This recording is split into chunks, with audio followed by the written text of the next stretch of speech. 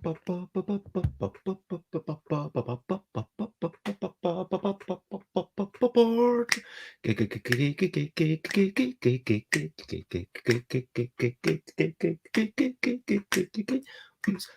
games, board games, it's what I'm talking about.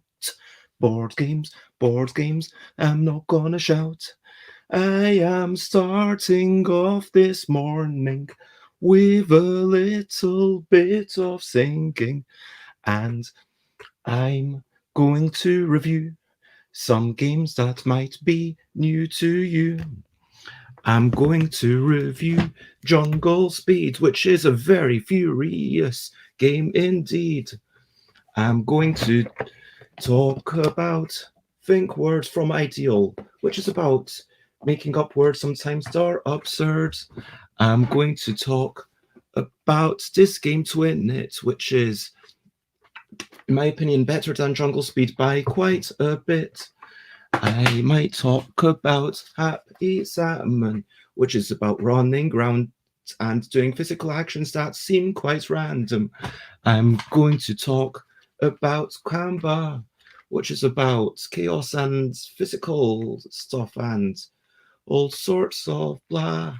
I'm going to then talk about My Little Scythe, which has recently become part of my life. Board games, it's what we're talking about. Board games, I'm not gonna shout. Hey, good morning, and I hope that everyone who is watching this is doing well. So, behind the scenes, I just want to say that I am a bit behind with setting this up. I am BEZ. It is bedtime in New Zealand, and we are blethering about board games. And today, coming up, I am going to review a bunch of stuff. So, yeah. Obviously, the games that I'm going to be reviewing, I've already talked about, and very briefly. But before we get into all that, let's first talk about brilliant things. What's a little thing which is brilliant? Brilliant things. Okay. Today I'm going to talk about delegation. I mean, it's about time. It's about having time and energy to do something, or not having time and energy to do something. And then if you don't have time and energy to do something, maybe you are in a fortunate position where you can get someone else to do that thing. I mean, that's what it's all about. It's like, look, delegation puts it in a very corporate business sense. But for sure, if I am, it's also about calling on other people for help, saying, yes, can we have a chat? But like, yeah, just being able to say, hey, this is something that I can't do. Hey, darling housemate, would you be able to do that? And I guess broader than delegation, it's about helping other people like yourself when it's like being willing to do something that maybe I find less intensive. Like maybe my housemate struggles to get outside and maybe they have agoraphobia, it's possible. And maybe I'm like, okay, you know what? I'm going to do the shopping. If you need stuff, just let me know. Give me, don't let me know and then I go straight away necessarily, but like, let me know and then I'll go, that night or next day. And, absolutely, that's not an issue.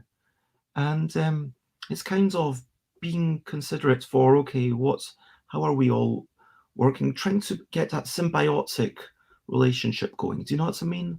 It's all about symbiosis. So that is the brilliant thing, like just working together, like having a professional relationship where you can delegate something or have other people advising you on what to do, having friends that you can say, hey, could you do this for me? And I'm willing to do this for you. Having that support network. Yeah, all sorts of things. And so, yeah, that is me. Now, let's talk about recent highlights. Recent highlights, living life and seeing the sights. Recent highlights, recent highlights, playing games and other delights. Recent highlights. So I'm just bringing up my. No, I didn't want my Twitch. I wanted my Twitter stuff by Bez. There we go. Because I do have a whole bunch of photos that I have put up.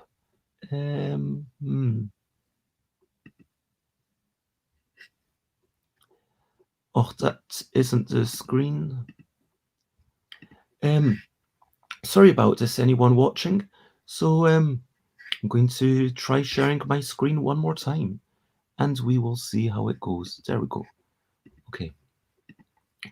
So recent highlights. Let's look at the media. So basically, going back a wee bit. Here we go. I've been wandering around. Let's just talk about the whole week. It was lovely, kind of when the sun comes in and you get the glow through the leaves. The detail comes out on everything, and you feel like life is good. Life is okay. Life is worth living. And yeah, just seeing lovely things. And yeah, this is up the road, top of the hill, just around London, and kind of seeing that there's not many people around. That was actually quite nice. And again, when the sun comes out, seeing all those details, my gosh, like, is this not gorgeous? Just the way that the sun is playing on those cobblestones, and such a crazy textured wall, and those bricks, and the flowers around us, just kind of taking time to appreciate all these things. People who plant these things in their garden, yes, it gives them a sense of pride, but it also fills other people with happiness as they walk by. There's one person near Turnpike Lane in London who has the most beautiful garden. And so, yes, leaves as they come off, that is a gorgeous thing. Leaves in the trees, leaves on the streets, and yeah, that's random selfie. Having Chris over, having Chris help me celebrate the 200th anniversary, which will be on next Tuesday. And yeah, that is actually Chris dismantling it. I should have taken a photo slightly earlier just to say, hey, this is a real thing. Oh yeah, I reviewed Body Party last week. I enjoyed this. This was just me taking some random photos of it. And yeah, I realized that it is all about being safe and establishing trust. I did play a bit of Ticket to Ride London. I just want to big up, this was for Ayla's fake birthday. I mean, is that not a nice looking meal? Didn't have any onions, didn't have any garlic, it's freshly cooked. Yep, I know that we were talking about maybe you shouldn't be eating dead animals, but had the pears, had some peppers, had some tomato sauce, had a bit of rockets around the edges. In terms of spices, it was star anise, mainly, some cloves, some chili. Yeah, it was good stuff, if I may say so. And there is Ticket to Ride London. Ticket to Ride London. I mean, one thing I love about it, I'm not going to give a big in-depth thing because for some reason, I decided that I'm going to review these other things. But Ticket to Ride London, I mean, I just feel like the shorter Ticket to Ride, London, New York, I've still not played Amsterdam, but this is such a better fit for the format compared to USA, the original, or Europe, or UK, or whatever, Marklin, or the India, or whatever.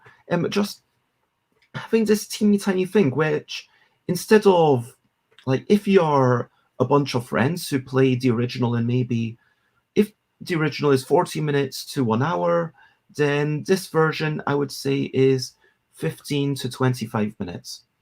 If you're playing quickly, if you're kind of taking our moves quickly, sure, 15 minutes, you could play it easily within that time. And then set up another game, play 2 games within half an hour. And at that rate, I feel you still get that narrative flow. you still get that, ooh, these are the tickets I want. There's still the scope for getting more tickets. That is still a viable strategy. And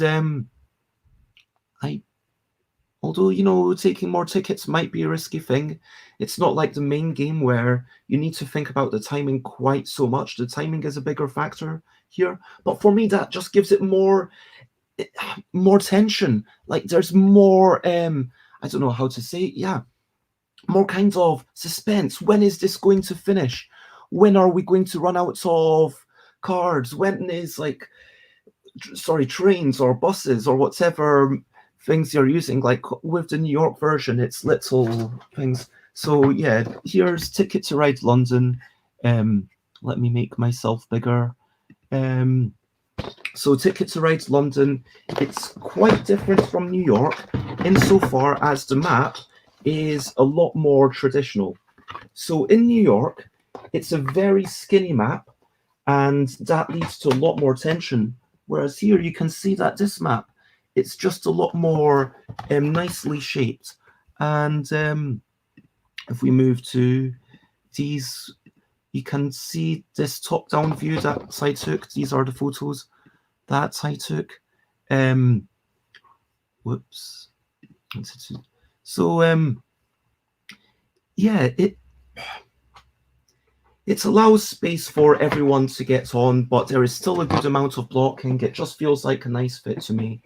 And I think that for me, this, at the time, I did not think that there was any point in London. I felt, okay, New York, that's it. I've got a small ticket ride. I don't need another. But they gave me this for free. Days of Wonder partnered up with Playtime PR. And so I got this game for free.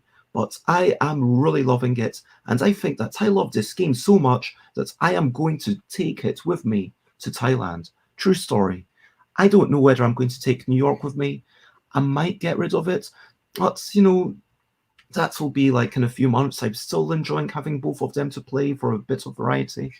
But for me, this is just such a wonderful, wonderful game.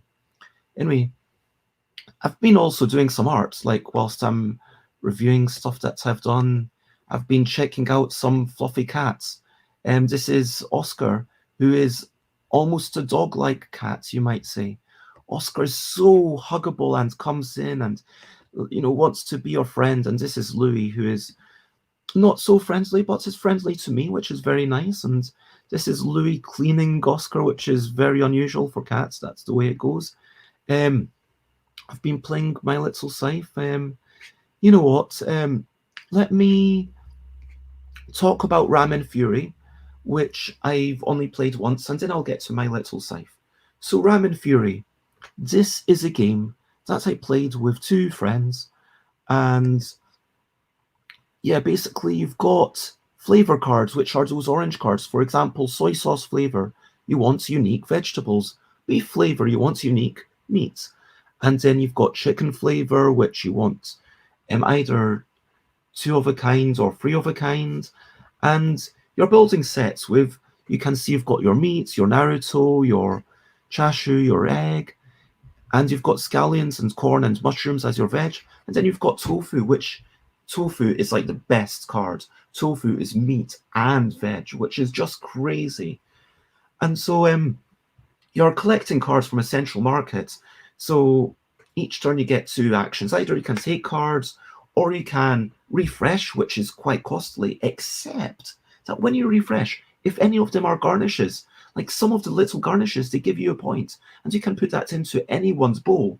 You could put it into your own bowl for 3 points, brilliant, or you could put it into someone else's bowl, because you can only have 5 things in a bowl, which is 1 flavor and 4, you know, general ingredients. And so when you've only got 4 general ingredients, and you see there it goes 2, 5, 9, 14 for those unique numbers. So if you stop someone getting that extra 5 points or extra 4 points, and you put in a little couple of +1s, that is actually blocking them. That is actually scuppering them. There is a bit of fury in Ramen Fury. It's not Ramen Friendship, it is Ramen Fury. And then there's the chili one, which is just -1 point. But hey, if you manage to put in a fury flavor, then instead of getting -1 point, you get plus 2 points for all those chilies. But having said that, I don't see how likely it is for that Fury flavor strategy to pay off. That seems like an unlikely scenario, but still having that there lends it to the game. It is very light. I feel like, I mean, I'm happy to be corrected, but I feel like I'm already pretty much playing 95% or more optimally, even after only one game. There is definitely a bit to think about in terms of how things can block you, in terms of when do you've also got these spoons that allow you to steal from people. So you've got the spoons that allow you to steal, or if other people have spoons, you might be stolen from. And it's not just about the fact that you're stolen from, it's all about that tension. Is someone going to steal from you? Damn you! Damn you! And then having those, keeping hold of your spoons, it gives you that power. Do you know what I mean? Because it's all about the threat. That's what it is in these games, because sometimes someone might not even be willing to do something because of the threat of it being stolen. Like, I might not be able to play tofu because it's too good. You might steal it. So I've got to play tofu and then cover it up with another card. So you cannot steal it because you can only steal the most recent card. And then, yeah, there's a lot going on in the game.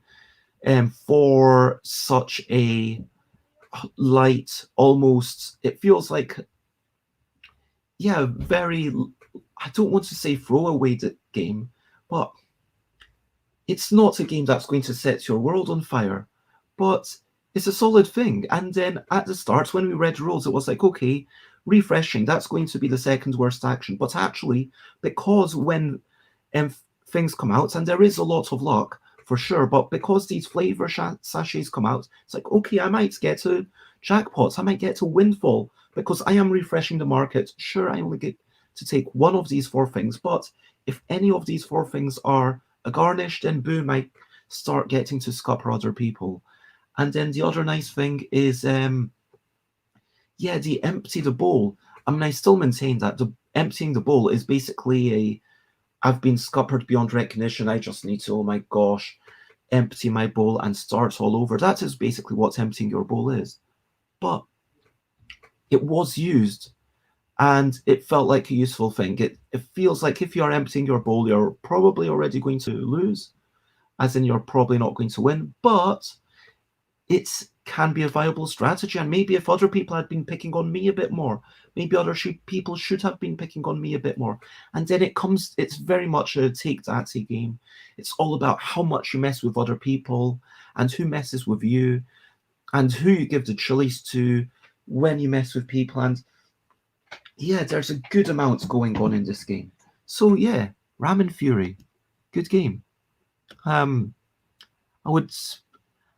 I have no desire to, I mean, I say I have no desire to buy it, but like that's partially because I've got so many games. Like, for sure, if I were, look, it's a game that if I were in Thailand and Prospero Hall wanted to send me a copy for me to do like a big hour-long kind of, yeah, make some media, send me some games when I get to Thailand, send me all the games and I'll make content for you. But yeah, right now it's like, it's good. That's all I'm going to say about it right now. And yeah, that is that. So let me get rid of that. And I am not going to go to questionably quick questions, but I am going to talk about a typical day recently. A typical day recently. This is me talking about me. A typical day recently. This is a song I made up quickly. A typical day recently. Okay. So, yeah. And I guess this is where I also, maybe I'm going to share some of my sad stuff because, you know, that's just the way it is. And if I can't do it on a Sunday, when can I share my slightly sad stuff? So yeah, I've got some toothache going on here.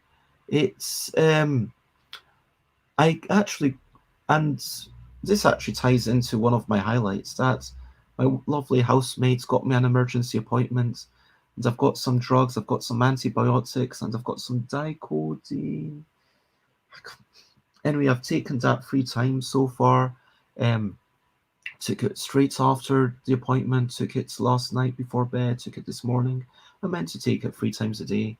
I also got some oil of cloves myself over the counter and some paracetamol to try and reduce the pain because, look, I'm not going to say that I am well adjusted or anything. I have some messed up things in my psyche. Sometimes I feel like sometimes I'm like, I deserve this pain, and because I've not brushed my teeth enough, because I've not been a good person, because this and that and that, and I just feel guilty about the work I've not done. And anyways, and it's like, oh, I need to suffer through this pain. It's like a badge of honor. It's like, yeah, anyway, so got this toothache, and housemate is like, no, you don't need to have this pain. And it was like, yeah, you know what, I don't. Get myself some paracetamol, not just to, it's not just about improving the state, and I'm going to try and get a dentist. Hopefully my housemate is going to help me find a dentist. But yeah, that is like not a great situation, but it is what it is. And so yeah, anyway, so that is, yeah, honestly, like yesterday I was in so much pain that at the end I was like, yeah, just I have to say it. And like today it's like, yeah, it's in a lot of pain. It's like honestly giving me a lot of headache. And honestly, if I'm being honest, I don't know why I'm saying honestly. Like, I mean, I guess forthrightly might be a better thing to say, but forthrightly, okay, it is definitely impacting my work. I'm not going to say by how much, but definitely, I can't say whether it's impacted by a lot or a little, but definitely when you've got a pain in your tooth, it's like definitely going to reduce your ability to concentrate. And, when you've got this pain in your tooth that's causing you a headache, and that's going to cause you definitely to not be able to do things as well as you might otherwise. And so, yeah, that is not a great thing, and that is my sad thing of the week. But yeah, there we go. And that is why, if I seem a little bit out of it, if I seem a little bit not as on top of finding the words, or while I'm talking about all these games, that is the reason. Anyway, please hold with me whilst and I'm going to, just because I've not been able to do it earlier today, I'm going to show you how it works behind the scenes. So this is my selfie stick. This is my camera. The way it works is I am going to send a link to myself via WhatsApp, and then I start coming in, and using my phone, I'm like, whoa, this is amazing. Now, I mean, it's all thanks to this program that I use. And then I go, okay, let me go to this StreamYard. So like, I should actually do a show all about how I do this, because I'm actually really digging this thing, and it's gotten to the point where, yes, I would absolutely recommend this. So then my table cam pops in, and I'm going to unmute it, and wait, oops, there we go, enter the broadcast. So I mute it, and I enter it, so there we go. So then I plug this into the selfie stick section. Boom, boom, boom, boom. So it's all plugged in. And this is like a thing that Chris rigged up for me. So like, it's basically just winding together a boom mic stand and a selfie stick. It's really cool. And get this up as high as possible, because my little scythe, the first game, that's going to need a lot of space. So yeah, now That's it. That goes to the corner. And now you have seen the layout of that's the way that my table works. And I am going to put these games here. Let's see. And these are the ones that I'm going to try and quickly go over today. But let's start off with the one that some people will be wanting to hear about, which is my little site. Can I really not get this any higher? Let me try and angle this up a little bit and angle this down. Sorry about this. There we go. I think that's the reason. And get this out of the way. Okay, so my little scythe. It was designed. So this game. Oh, let me get rid of this. Sorry about this. And now I am reviewing other people's games. So let me change that banner. Oops. BEZ review stuff. And so I'm going to try and do all of these things and then even split this up and put it onto put it onto Board Game Geek later. And so my little scythe. This is my little scythe. It is published by Stonemaier Games. It is originally based on Scythe, which was a game which is all. Scythe is a completely unrelated thing. It's based in a sort of alternate universe, Second World War era, massive robots farming things, and you're going around with giant animals and building robots and improving your robots and then going around and taking resources and doing different objectives and fighting with other people a teeny tiny bit. But it's also about the potential for fighting rather than about fighting. So the story of this game is that there was a person called, I'm sorry, I don't know how to pronounce this, Hobie Cho, and Hobie Cho's daughter, Vienna Cho, basically wanted to play Scythe, and Hobie was like, hey, you can't play Scythe, hold your horses. Scythe is it's a bit too grown up, it's a bit too complicated a game for you. I'm not sure that we can get this working. So let me move this actually just a tiny bit. Sorry about the one person watching. Here we go. Hopefully that works. Okay. Yep. I think that is marginally better. Okay, so now. So my little scythe is based on Scythe. It's inspired by Scythe. There's definitely some mechanics that are very similar. It's one of those things where if it came from another publisher, you'd be like, oh, that feels quite close. But it's kind of like Pandemic and Forbidden Island. It's not actually all that similar. You can see a lot of similarities, but you could forgive it. But the way that this came up was Hobie was playing Scythe, had Scythe, and then Vienna, Hobie's daughter, said, hey, I want to play Scythe, Daddy.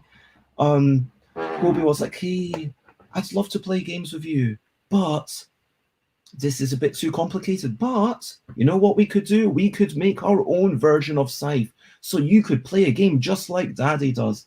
And then they made a game crossing My Little Pony with Scythe, and the original version, by which I mean the prototype that it was based on My Little Pony. It was based on that IP, but then they redid it with these little cute animals. So you've got, I don't even know what all these animals are, but you can see them. And this is the art style. And Stonemaier Games loved this prototype hobby fan version so much that they were like, you know what? I'm going to make this, and Jamie Stegmaier did so. So this is a game. So it says it's for 8+. Oh, before I get to that, I should say my biases. So I was given this game by Stonemaier Games.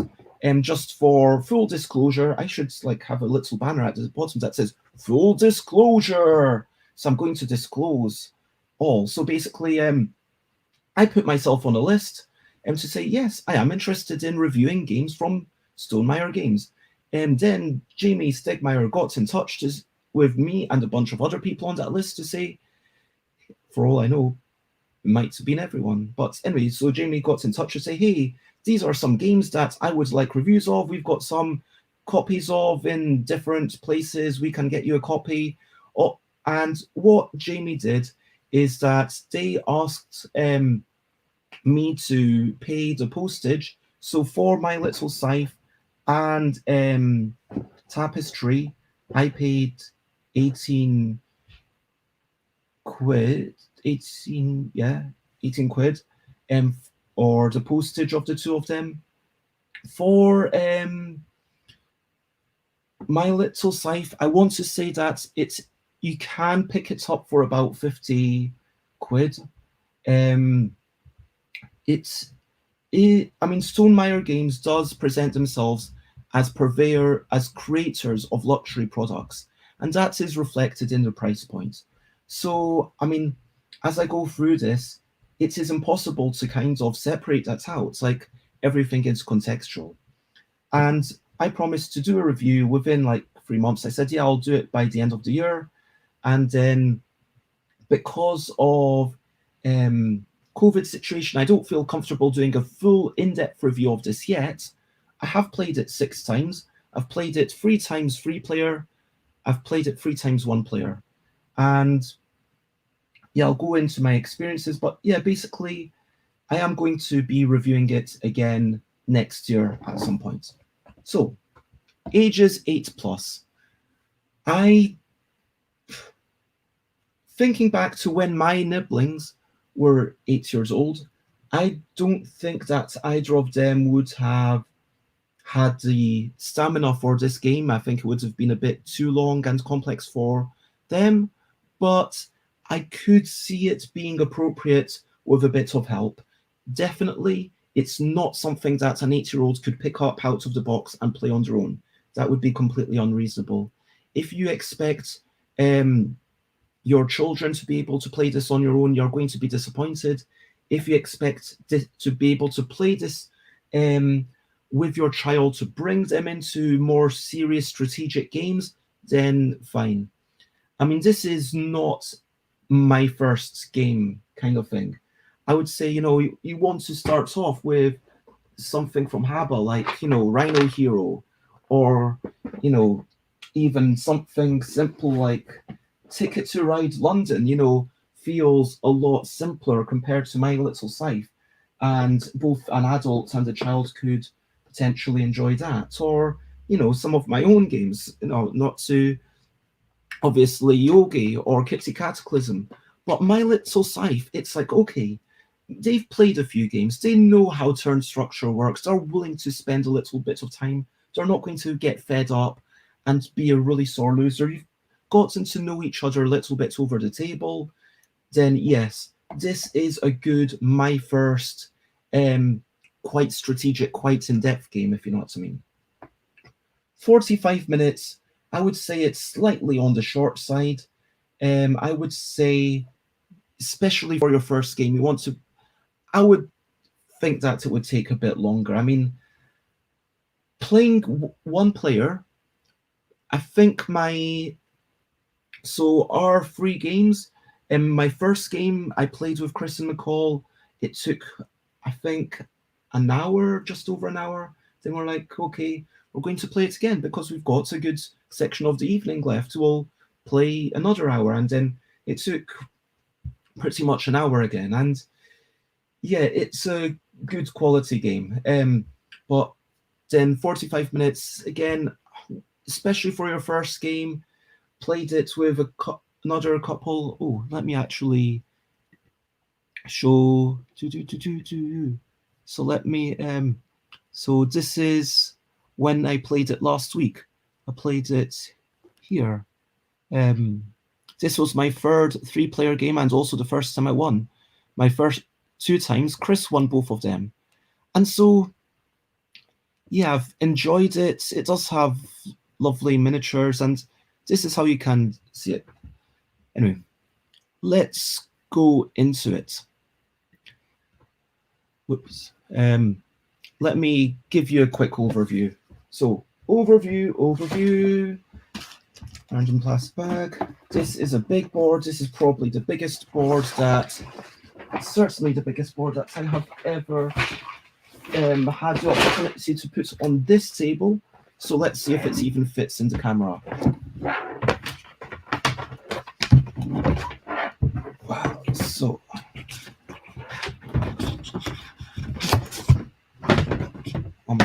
so there we go. You can hopefully see just about what's going on there. Okay, so over here, you've got all the achievements. This is what it's all about. You get 4 of these to win the game. This is where you're moving. You're going to be moving your pieces. This is the friendship track. These are like the power-up bits. This is like the magic spell bit, which is kind of something that helps you in your pie fights. Because, I'm just wondering if I could get rid of the name. If I could just make it. Okay, so magic spell, you've got your quests, you've got your pies. Anyway, that is the board, and there's so much more in this box.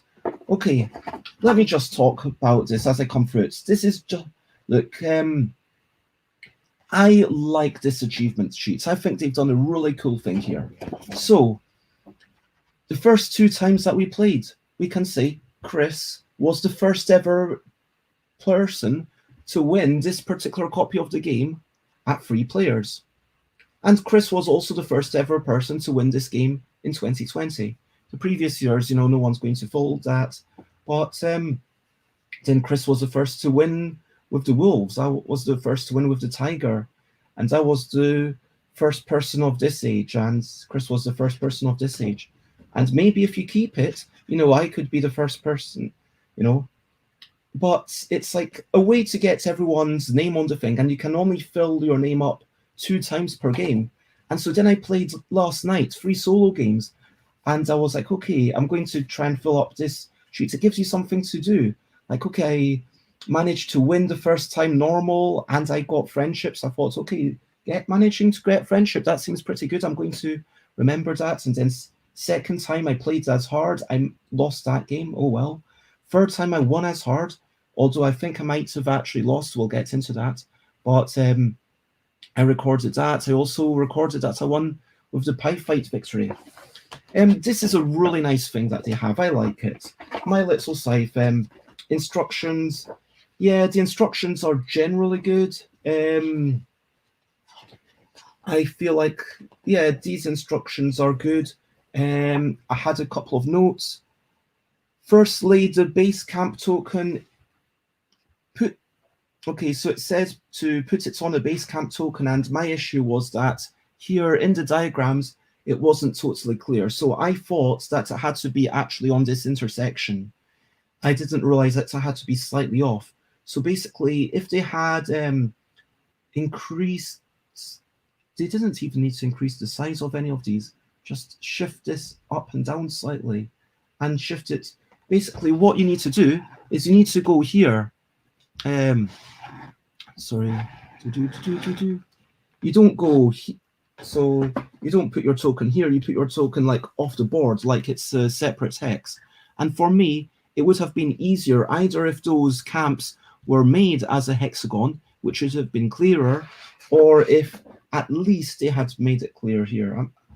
I know that seems like a small thing, but it was just when I was first reading through the rules, before I went to visit Chris and McCall, I was like, hey, what's going on? I'm slightly struggling, because before I went there, I tried to set it up and I was like, okay. The other thing that slightly annoys me is first player rules. Randomize the action tokens to determine first player. How do you randomize them? I mean, to me, it would be better if it just said choose a first player randomly. That would be nicer. because randomize the action tokens to determine first player, there's a lot of assumed knowledge. And that's the thing. This game feels like it's sort of all about, it's assuming that you already know games. It's really not a good, even if you're an adult, if you're an adult and you've not done the whole, okay, we're going to put all the tokens into our hands, shuffle them about, and someone takes one secretly. That's what it's asking you. But that's a big assumption. And it's just, well, what does it mean there? Anyway, there's this rule sheet. By the way, other than that, the rule sheet was really good. So the Automounty rule sheet, I liked this. I had a couple of issues. I felt like it gives you all the rules, but it could have been slightly clearer. I would have liked some clarifications. I would have liked some reminders. And there's so much extra space. I mean, okay, even if they wanted this, you know, big logo, they've got this space and this space. They could have had like little reminders. Basically, I would like a thing that says reminder, which I only found out by going to Board Game Geek. The Automounty cannot use 2 magic spells if only one person is involved in a pie fight. Because when, you know, yeah, when it goes to pie fights, it says, and the number of magic spells cards she will draw and play from the deck of magic spell cards. It doesn't actually tell you limited by the number of people. And there is, if there was just a little bit reminder, it's limited by the number of people, because the thing is, it's this Automounty single player rules, it assumes that you know the basic rules quite well, but it does say, unless specified, all other rules apply. But when it says, it shows the number of pies that we'll use and the number of magic spell cards she will draw and play from the deck of magic spell cards. I mean, to me, it's just saying, well, if it's 2, they draw 2. But in reality, when I looked, the intention was that if it shows 2, then it's only if you actually have 2 people involved in the fights. Anyway, so this is a little thing that shows you how to stack your game, which is fair enough. This is a painting guide. You do, again, this is a slight issue with the auto rules that, oh man, my screen's frozen. So unless you've actually painted your things, for the Automounty rules, you need a primary character and a secondary character for the AI. And what I did is I turned one of them away from me and one of them towards me. The one facing me is one and one looking away. But it was like, would everyone be able to kind of think of a way to do that? I had to actually ponder that for a few minutes. I was thinking, okay, maybe I choose another character from another kingdom because I've not painted them. How do I decide which one's the primary? How do I distinguish?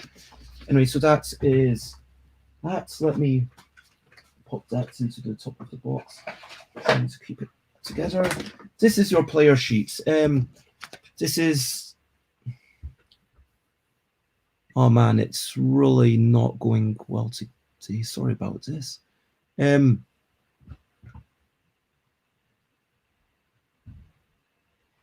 Oh, I think I need to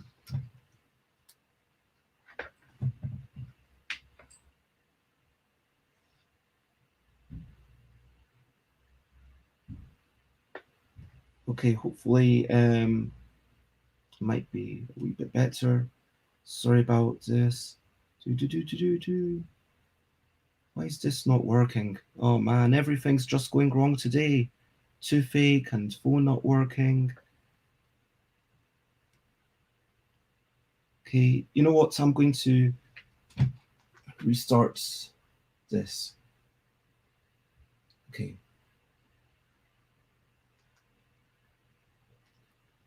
Close everything.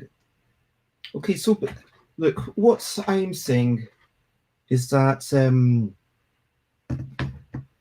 it's a good game. look, don't mistake my criticisms for saying that it's a bad game. I'm just saying that there are some things that could be even that little bit better. And let's make... So, like, there are some things that could be that little bit better. Okay, so let's carry on. So, on your turn, let's carry on with the overview. On your turn, you basically either move, which you go around, you're collecting resources, or you're taking resources to castle for a point, or you want to engage in fights. Or you seek, which basically adds resources to the table. That's probably a thing that you don't always want to do, but you might have to do because you can only move every other turn. Now, if your characters are on spaces with resources, you can turn 2 apples into 2 pies, 2 gems into a magic spell, or 1 of each into an upgrade, as you can see there. And let me get back this thing. So that is that. Let me talk about this inlay. This is quite nicely done. I am going to admit that if you hold it vertical, things are going to fall out.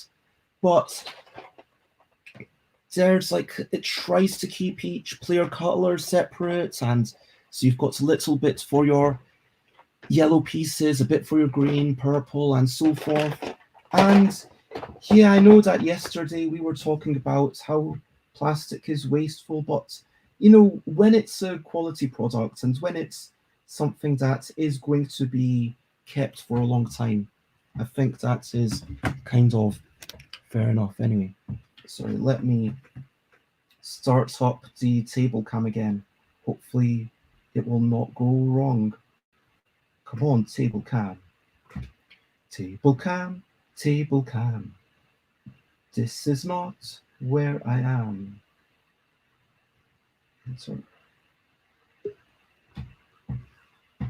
Table cam, table cam. It's now working. I can see it on the screen. This is the table cam. Okay. So yeah, inlay. Whoops, I need to mute it as well. So inlay, that's really nice. You've got these characters. These are the characters that's going to be wandering around. These are the things that are going to be keeping track of how many achievements you've gotten. This is like your base, and this is your little worker marker that makes sure you keep track of what you did last turn, because you can't do the same action twice, which is an interesting mechanism, and I'll get to that a little bit later. And here you've got all these upgrades for your move, because the movement upgrades, yeah, some of them I believe are better than others. I believe that Wings of Friendship are, I believe this is like the best one by far. This basically allows you to move someone to the other person. And at first I thought, hey, I used this in the last multiplayer game that I played. It's like, hey, wait a minute, am I just cheating because I'm actually taking my resources with me, and then I stopped taking my resources with me and apologize? But apparently that is how it's meant to be, which is wow. Not only can you spam and go up to friendship like every other turn if you are going that way, but like it can actually help you move your resources around and keep them out of reach of other people. It's really nice. Make so you can get advancements that give you more flexibility, or cheaper things, or even more friendship, which honestly this game's all about the friendship's where it's at. You'll be finding it out. This is a randomizer to that. These are some special abilities. Everyone gets one special ability. I do feel like all of them are, I feel like some are definitely better than others, but I can also understand that it is hard to balance these. And so basically these 8 cards correspond to the 8 possible achievements that you can do. So they allow you to do them by having fewer things. So by having one upgrade rather than two, or 7 friendship, or 7 pies, or just by being present and playing a magic spell, or not actually doing your second quest, or for the deliveries, and by delivering 3 gems or 3 apples rather than 4. Although I will say that those deliveries just seem to be a really hard thing to do. That's my personal feeling. And it's nice. This inlay's nice. It's got a space for everything, and stuff stays together for most of the time. And these little pie trackers. So I feel like I've spent too much time talking about what this game is, and wow, it's already an hour in. So how do I feel about it? Like, what's my overall impressions? Like this, look, these are my first impressions. I like this game. I am probably going to play it a bit more. I am probably going to. I would like to try. I'm not going to lie. Having this achievement sheet. Oof, that wasn't good. Lots of spillage. Having this achievement sheet where it's like, okay, I can fill up all this stuff, like, and try to work out how to win with these things, without those things. It's like a little thing of, okay, let's checklist, let's make sure that I can do it well. If I might start doing them in pencil so that I can give someone else the satisfaction as well. But it's a really nice thing to kind of bring in with the family, and you could say that it feels like, okay, let's celebrate our successes, let's build those memories, because in a game that's all about it's a family game. It is a game that's intended. The best audience for this game, to my mind, is either adults who don't mind a simpler game, or alternatively, an adult gamer with a child who's interested in getting into strategic games. Those are the good scenarios. And if you're playing that way, like, games are all about forging memories. So I love this. I can't overstate how much love I have for this. I could comment on the exact, like, these years.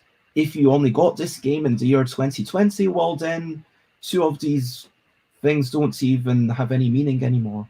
And that feels like a bit of a shame. But it's encouraging you to keep playing it for years to come, which is really nice. And, it's encouraging you to play it throughout the year. It's celebrating people of different ages. So, like, maybe, and yeah, it just occurs to me that if someone's under 8, then there should be, like, I don't know, it feels like, maybe you'd kind of say, okay, you know what, you get to put your name on the top or something. I don't know, like, they write their name on there. But yeah, it's celebrating those things and saying, oh yeah, do you remember that time that I did that? Because even when you're playing it solo, it's those memories of, oh, I managed to win on the same night.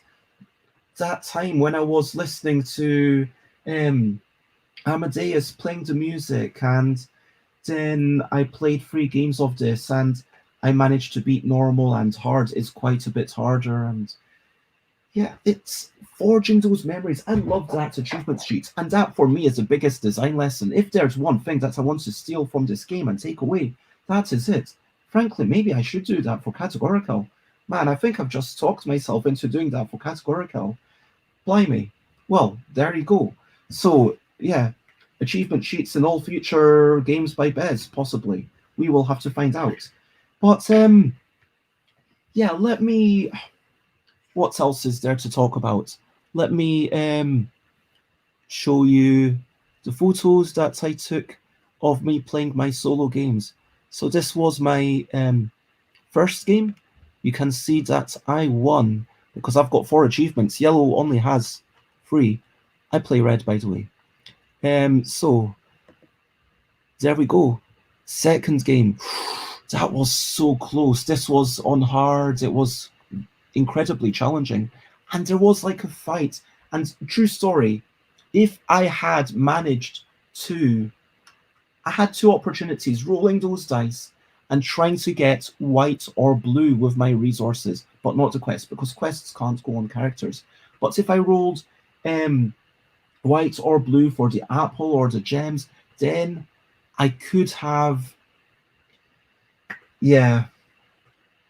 gone up the friendship track, and I would have won, because I would have gotten my 4th achievements also. And if ever there's a tie, the person with the most achievements wins. So yes, I would have won.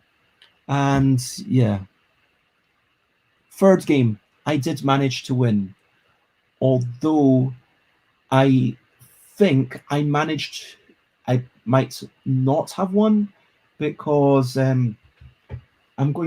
because I think afterwards I realized that after reading through all the rules discussions, I've not read anybody else's reviews for this game, although obviously I can see there that Ruined Sky says they love the premise. But I didn't read or watch any other people's reviews but I I did go through the rules, and I just found that one thing confusing, that apparently the quest marker is meant to be taken off. So the way I won was here. When I got -1 friendship, and then I got basically plus friendship by the quests I did. And also, having said that, there were 2 quests that I did on the same turn, so maybe I would have won anyway. But apparently, if the AI goes away, the quest marker, because look, the AI, the auto mounty as they call it, is completely different to the full game. But anyway, this is not meant to be my full review or anything. This is meant to be my overview. This is meant to be my first impressions. My first impressions are, frankly, that I like it, that I'm enjoying it, that getting those 4 things, it's definitely simplification. I mean, in full Scythe, I think, it's basically multiplication, that you get that many multiplied by that many, and so you can have low fame, and is it fame or anyways, but it captures the spirit of Scythe. It feels like if someone's played this, then going on to play Scythe next is not too difficult to think. And so I'm not going to, if anybody was watching and had any questions, then I would absolutely answer them. So if you are watching, I see there's at least a couple of people watching, and so please, if you've got any questions, then do ask me. Otherwise, my overall, I like it. Everyone I've played it with says they would like to play it again. I played it with Chris McCall, and then we played it the second time straight away. True, we do that with most games, but also Chris managed to beat me. I think both times the first player did win, but it doesn't mean that they got any more turns. It just means that they got the same number of turns. There's definitely a fair amount of luck, but I'm not going to say that I'm not going to say that Chris didn't play better. For sure, these things. Let me embiggen my thing again. Out of these things, my first impressions are that this one's the easiest to do. This one's something that you want to do anyway, so therefore it's become something you should do. Friendship track, you want to be up on your friendship track anyway. Pies, friendship, it depends how you're playing. One of these, and probably one of these. It feels like generally easiest, and then next, and then these just felt really hard. Like the first 2 games, second game, I was really working to try and make a delivery. I really wanted to make a delivery. I really wanted to do something with that part of the game, and it's just like, it's really hard, because once I've got to have all these resources on the board, and if you bring more resources, then other people are going to take those resources. It's just... Wait a minute, is this... I think this is actually meant to go here, possibly. Anyway, so,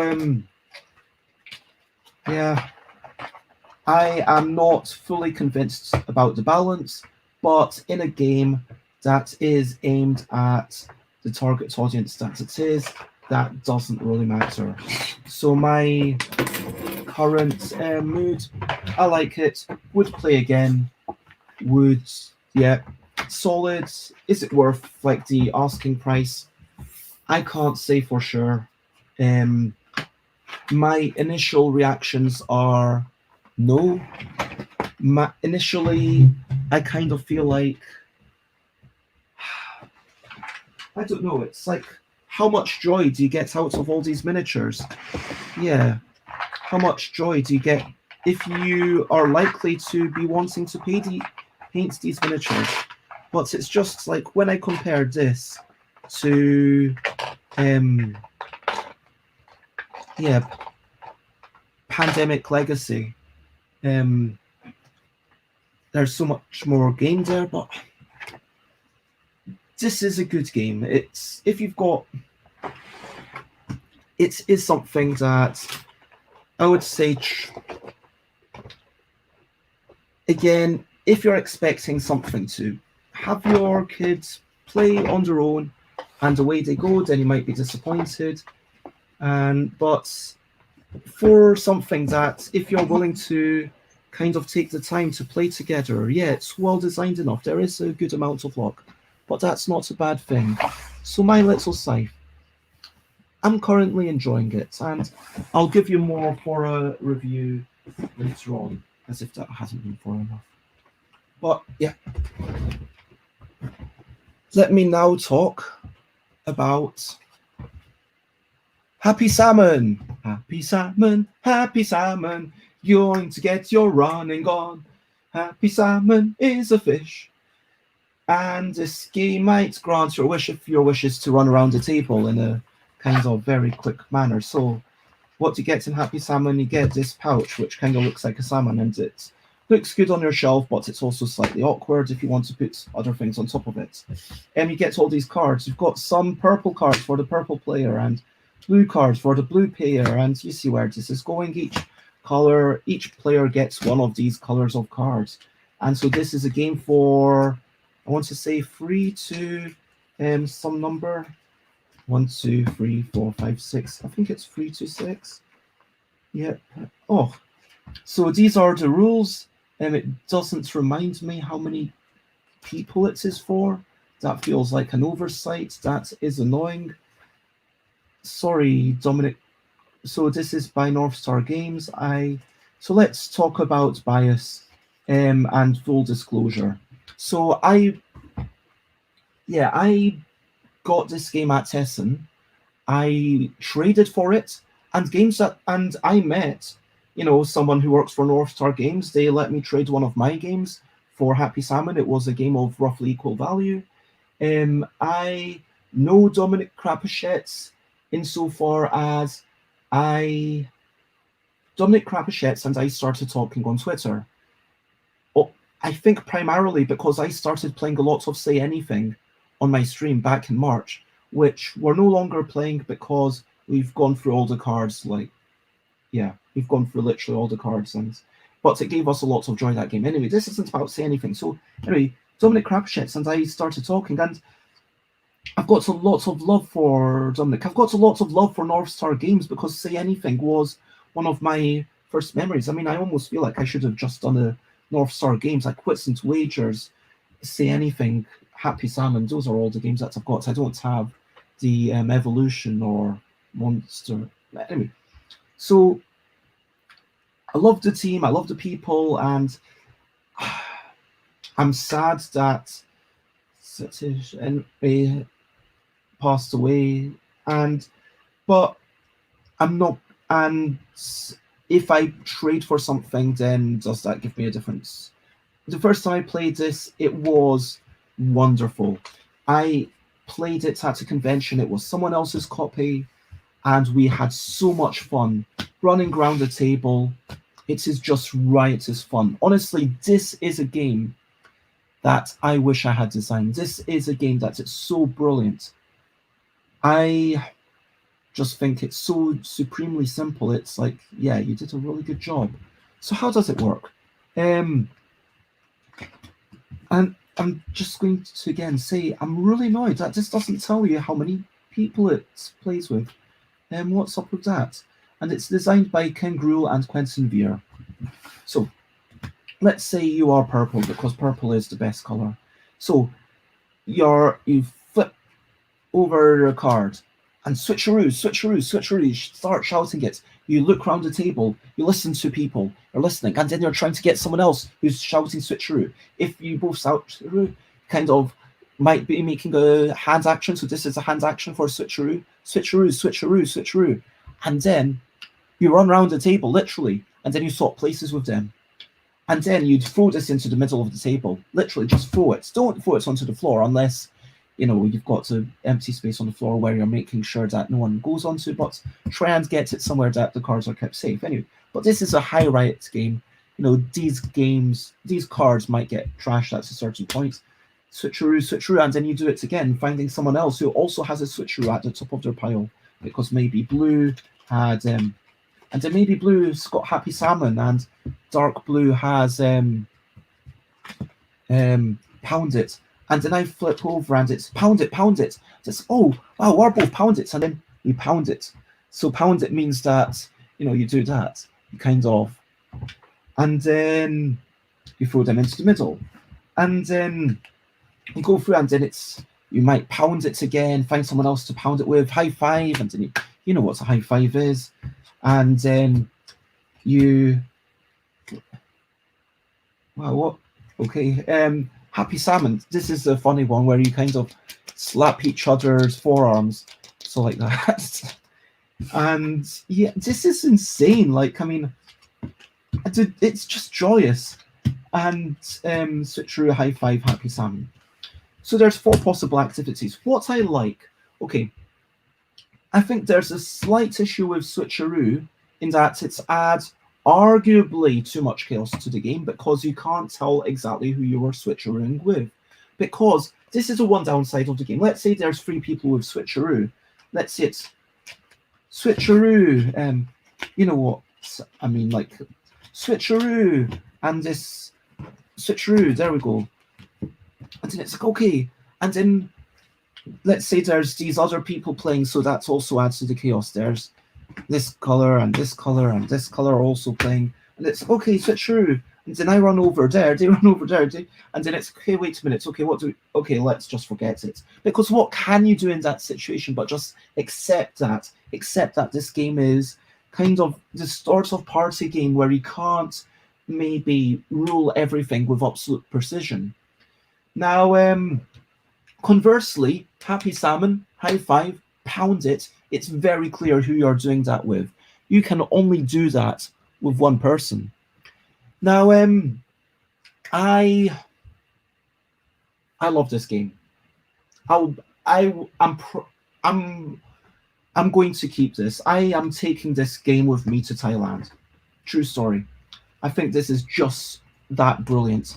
I think that's, you know, it's a unique energy to it. It's got look, it's not a game for everyone.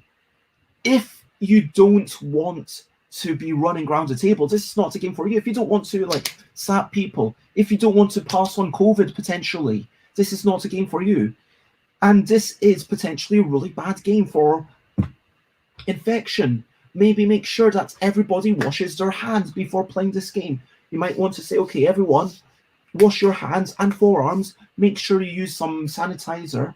And okay, now we can play. But yeah, if I were playing it normally, oh my god, it's so much energy. You're running around, and you remember this game. One downside, okay, other than the accessibility issue of, okay, you need to be physical, you need to be really in it, you need to you need to have some amount of energy to even start playing this game. It's not one of those games where you can play it in a sedate way. There is a silent mode where you can do, instead of switcheroo, you do this for pound it, this for high five, and this for happy salmon. And then, so if you are hungover, maybe you'd kind of end up doing that, but even that's going to take some noise. It is going to add a little bit of surrealism to it. Potentially, it might be something that you are just about able to play in a library rather than shouting, switcheroo, switcheroo, switcheroo! Well, you wouldn't shout it slowly, it would be switcheroo, switcheroo, switcheroo! And everyone else is shouting that at the same time. You can see how this is going to dominate, how this is going to potentially take over an environment. And so, whereas if you go,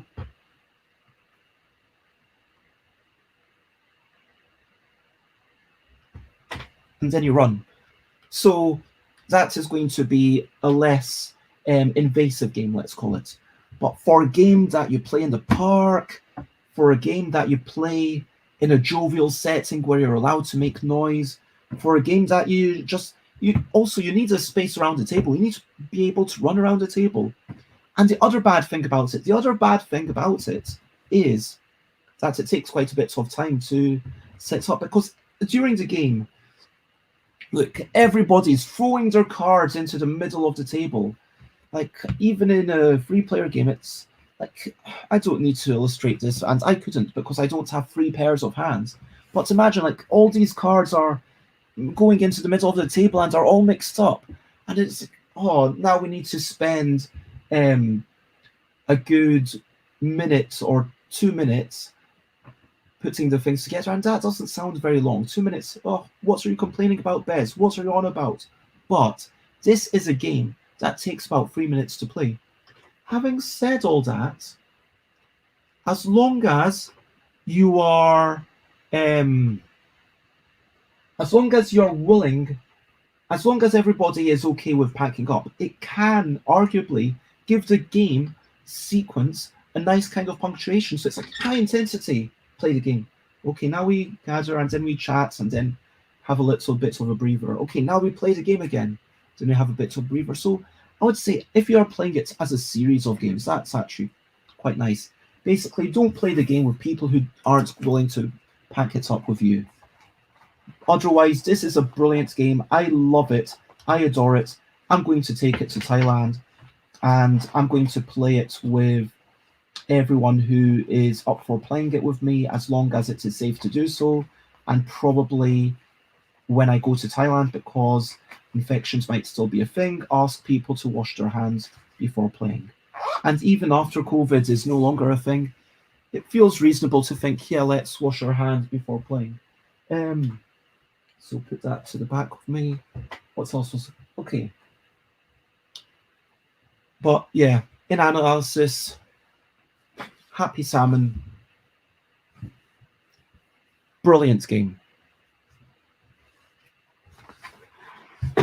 What else can I say?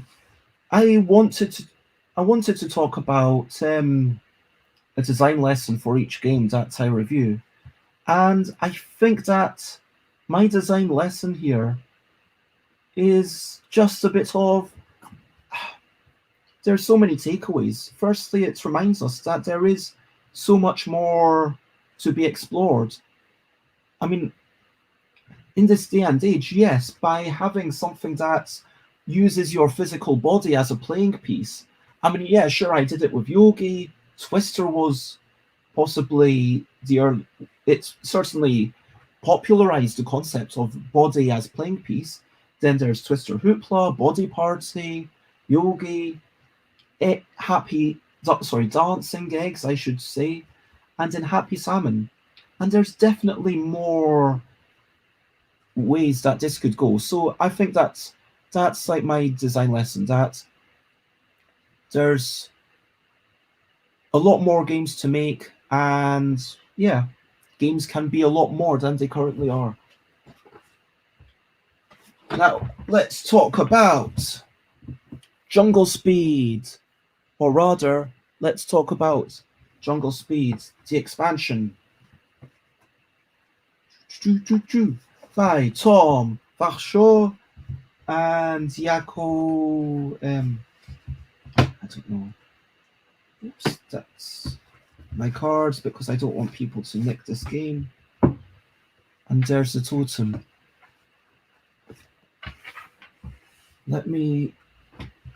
Should I start with so jungle speed. This is the old style jungle speed. You can tell because the back of the cards have changed multiple times since this printing. This is one single deck. You might be thinking, okay, what's up with this jungle speed? Well, there's some crazy cards. Let me talk you through how jungle speed works. So basically everyone has a bunch of cards and everyone has like their own pile of like 10, whatever, 20, and then on your turn you flip over one. Then the next person flips over one. And next person flips over one. If ever there are two that have exactly the same pattern, then you grab the totem that should be in the middle of the table. Oh, this is, you see, this is my unfocused reviews where I lose stuff. Anyway, so there's a wooden totem. You can use anything, frankly, as the totem. You could use a pen lid. And then you grab the totem and then you're like, yeah, I got it. There is a wooden totem, actually. The wooden totem is quite a bit nicer. But this has the expansions. And that's what I want to talk about because, look, the point is that sometimes things look similar. These are identical. That's the same pattern, but that's not. And sometimes you get a wild special action cards, which everyone puts their hands on top.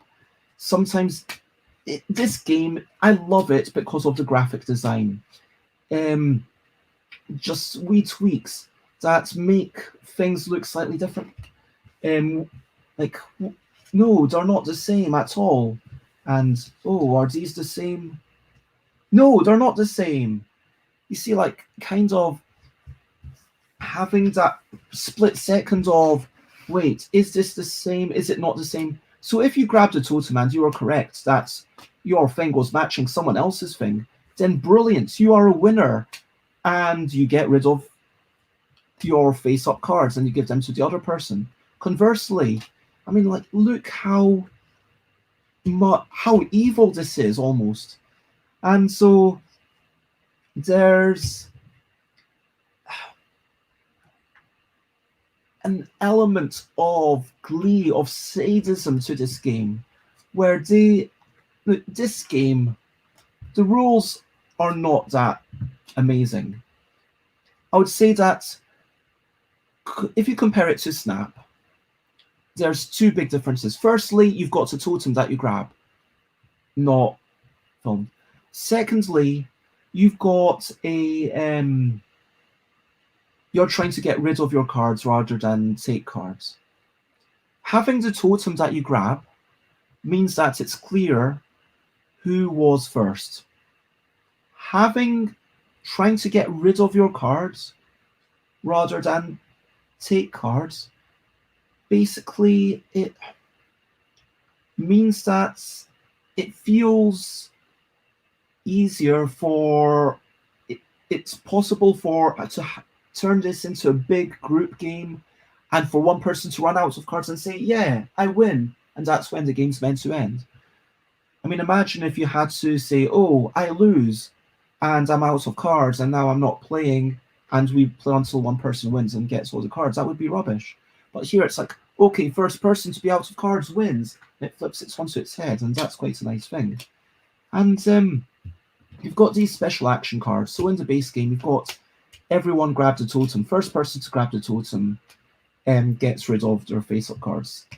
And this means that color matters now. So if you had these two, well, you better grab it. Whereas if you had, I'm trying to find a match because these are not to match. If you look at, these two are not to match. This is how evil the expansion gets. So I'm basically reviewing the expansion. So look how evil that is. The one thing I don't like The one thing I dislike about the expansion is that these loops, in a bad light, the purple kind of turns black and it's quite hard to see. But then you have to take another moment to say, hey, wait a minute, this is going over, that's going under. And so they're actually slightly different. Hopefully, yeah, hopefully you can see that via the camera. Can just about. Anyway, look, the expansion brings a lot new Machiavellian glee to it. And looking at people's things next to you, that spins your mind, so you no longer focus on your own pattern, you focus on other people's. And I just want to talk about, how much I love this game, how I came to adore this game. This is a game that, look, full disclosure, I bought this game ages ago. I can't remember how. It was that long ago. And I fell in love with it. It was a game that I was good at. Maybe I'm quite competitive, so I like games that I'm good at. And then after a while, I was like, okay, it's not exciting for other people. It's not exciting for me because I'm always winning. So what I'm going to do is I will start playing with two hands. And so I had to get rid of my left and my right, whilst everyone else had to just get rid of their left and right and just get rid of one pile. And I had to concentrate on grabbing it with the correct hand, whereas everyone else just had to use one hand, which is the normal rules. And then I started winning all the time with that, and then it was a bit less fun. I mean, honestly, look at how evil, like, all these... And the joy of this game is in that graphic design. It's in, like, how nice it looks. It's in... Yes, this one is quite similar to that. Wait, there was one that was right at the bottom of the pile. That... Yeah, you get confused by these cards, and that is the joy, that you keep saying, oh, wait a minute, are those the same? Oh, no, they're not the same. It's not just that the colors are reversed, but that the circles, are in the corners. The circles aren't in the corners, or on the half. And that's the level of detail that you need to look at. That split second, it forces you to pay attention. Eventually, you get better and better. I played this with my friend Ellie in France, and Ellie is just amazing. Like, all of them were like getting it within 0.1 seconds. What the expansion does is the expansion slows the game down a little bit. It adds that little bit of uncertainty, especially for these ones. But it does. It's a game that rewards good eyesight.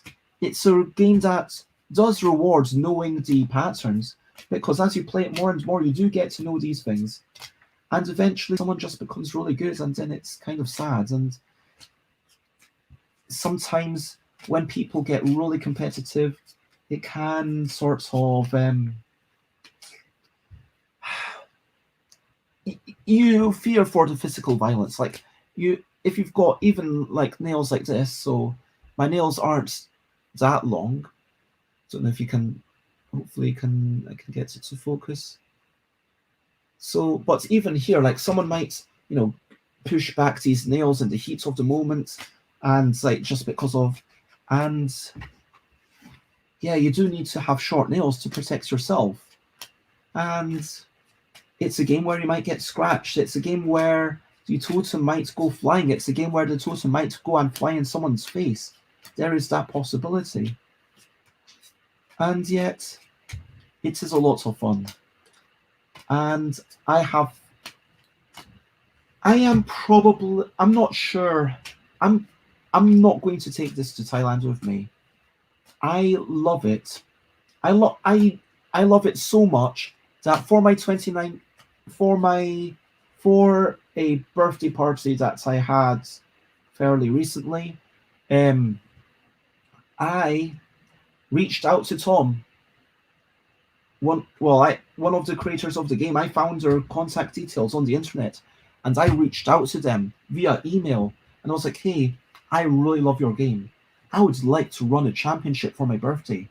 It's going to be an amazing birthday. I'm going to have an actual DJ. There's going to be limbo, and I want the first half of the day to be a jungle speed tournament before we get to all the drinking and the cake and the other things. And oh, it was such a good birthday with balloon popping game. That was such a good game. That balloon popping game that I first learned in Thailand, where you basically everyone ties a balloon to their leg, and then you jump around, and they're trying to jump onto other people's balloons. But you need to have the string long enough so that it kind of trails a little bit.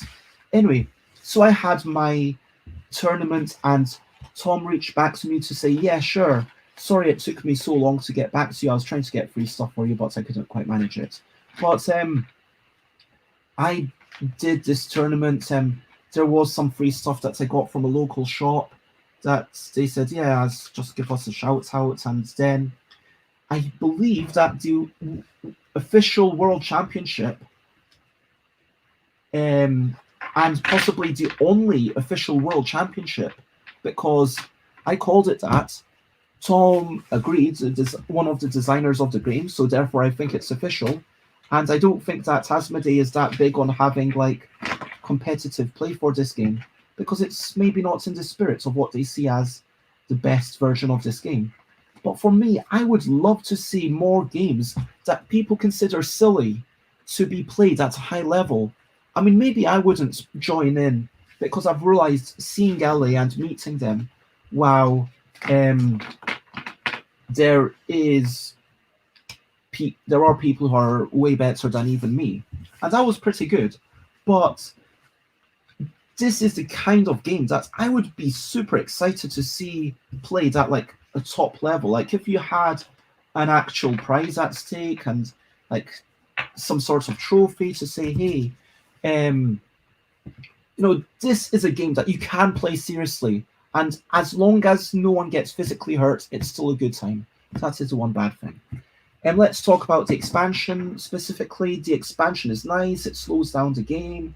It adds more confusion. I love it. I would definitely choose to play with the expansion all the time now. So, oh, there's the Raving Rabbits version. Fell down.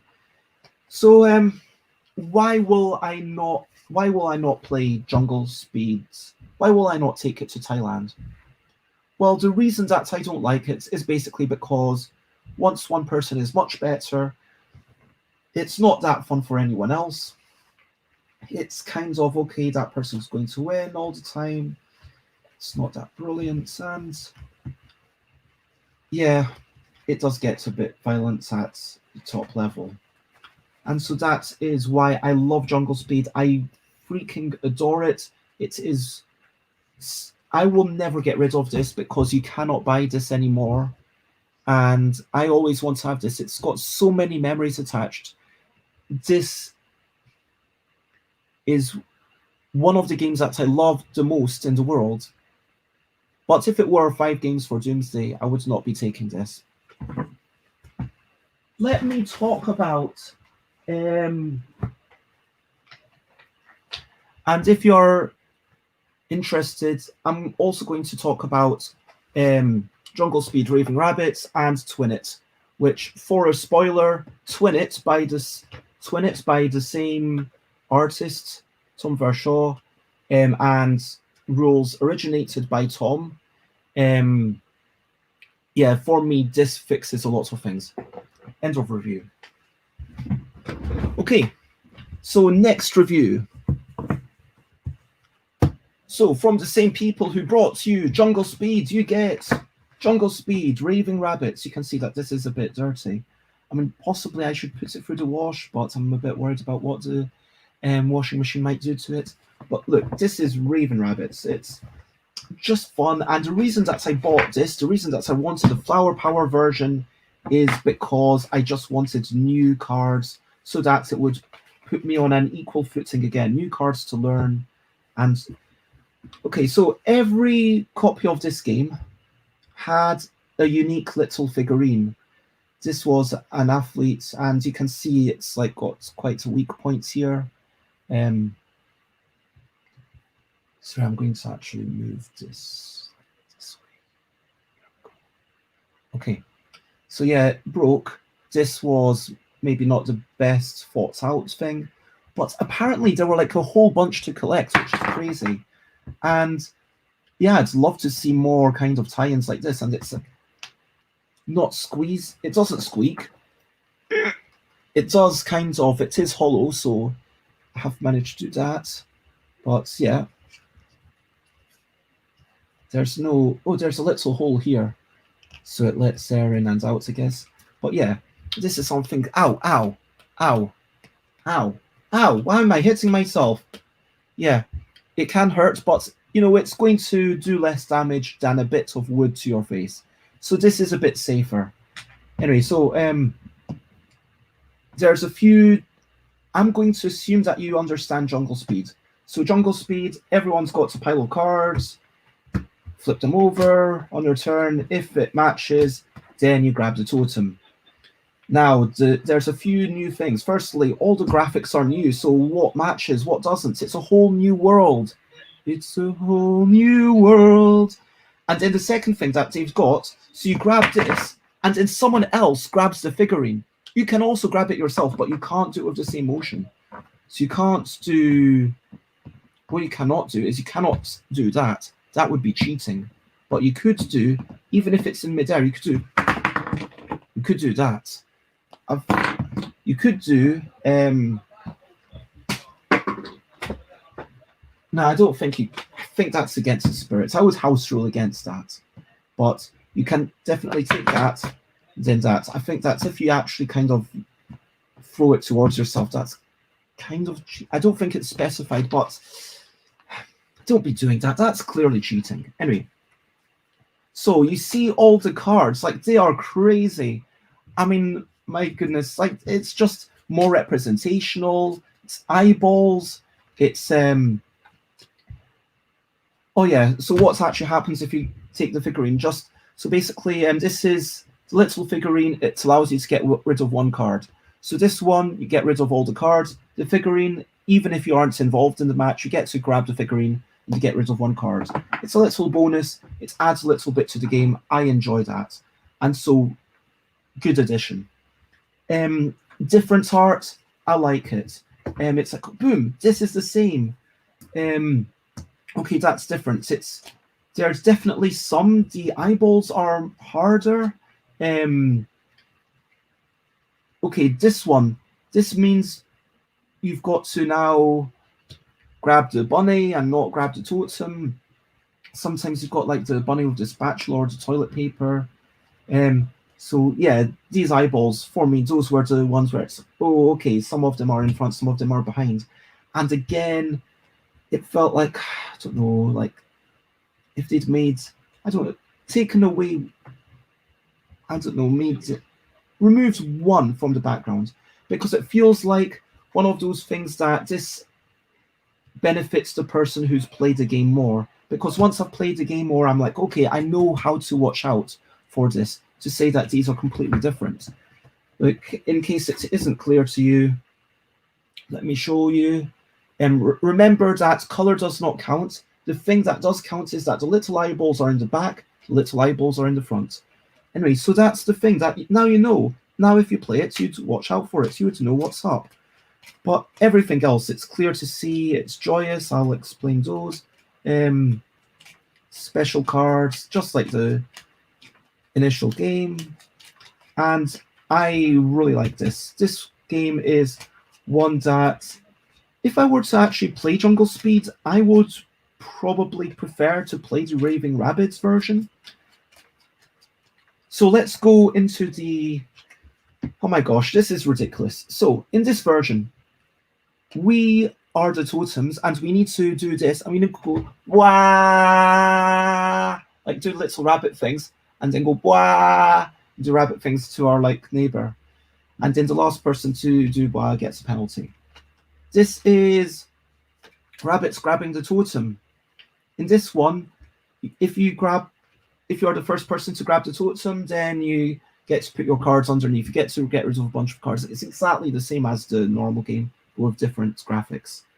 And finally, this is totems grabbing the bunny. So if you grab the bunny, you get to get rid of cards, but do not touch the totem. Oh, and this is the most ridiculous thing ever. Okay, so when you get this, you take the totem and everyone closes their eyes and you put it somewhere on the table. And then everyone's kind of reaching out for it blindly until someone grabs it and it's like, yay, I managed to grab the totem. Yeah, I've got the totem. And then, yeah, they get a small bonus. I mean, with this kind of game, it doesn't even matter what the bonus is. I'm going to say that probably because of the presence of this card, this game is less skill-based. It's more ridiculous. This is a game where you do... I could put it in front of someone to say, hey, I want you to find it. And, okay, let's say we were around this table and let's say someone was sitting there, someone sitting there, someone sitting there, just off screen, someone sitting there, and I'm here. And I'm like, okay, I'm going to give it to that person. Okay, now close your eyes, everyone, reach out for it. Well, probably they're going to find it first. And there's a little thing like you want to reach out really slowly and not... Right? Oh no, it's okay. I thought it's... So this is completely ridiculous. It's like, in a good way, this is madness. This is like kind of... I'm impressed that they printed this. I'm impressed that they have all these unique figurines. I love the crazy artwork. It's just fun. And yeah, I would... Back in the day, I said that if they had a new edition of Jungle Speed every year, I would buy it. Now, in Cannes 2019, I found out that they were actually planning to start doing this.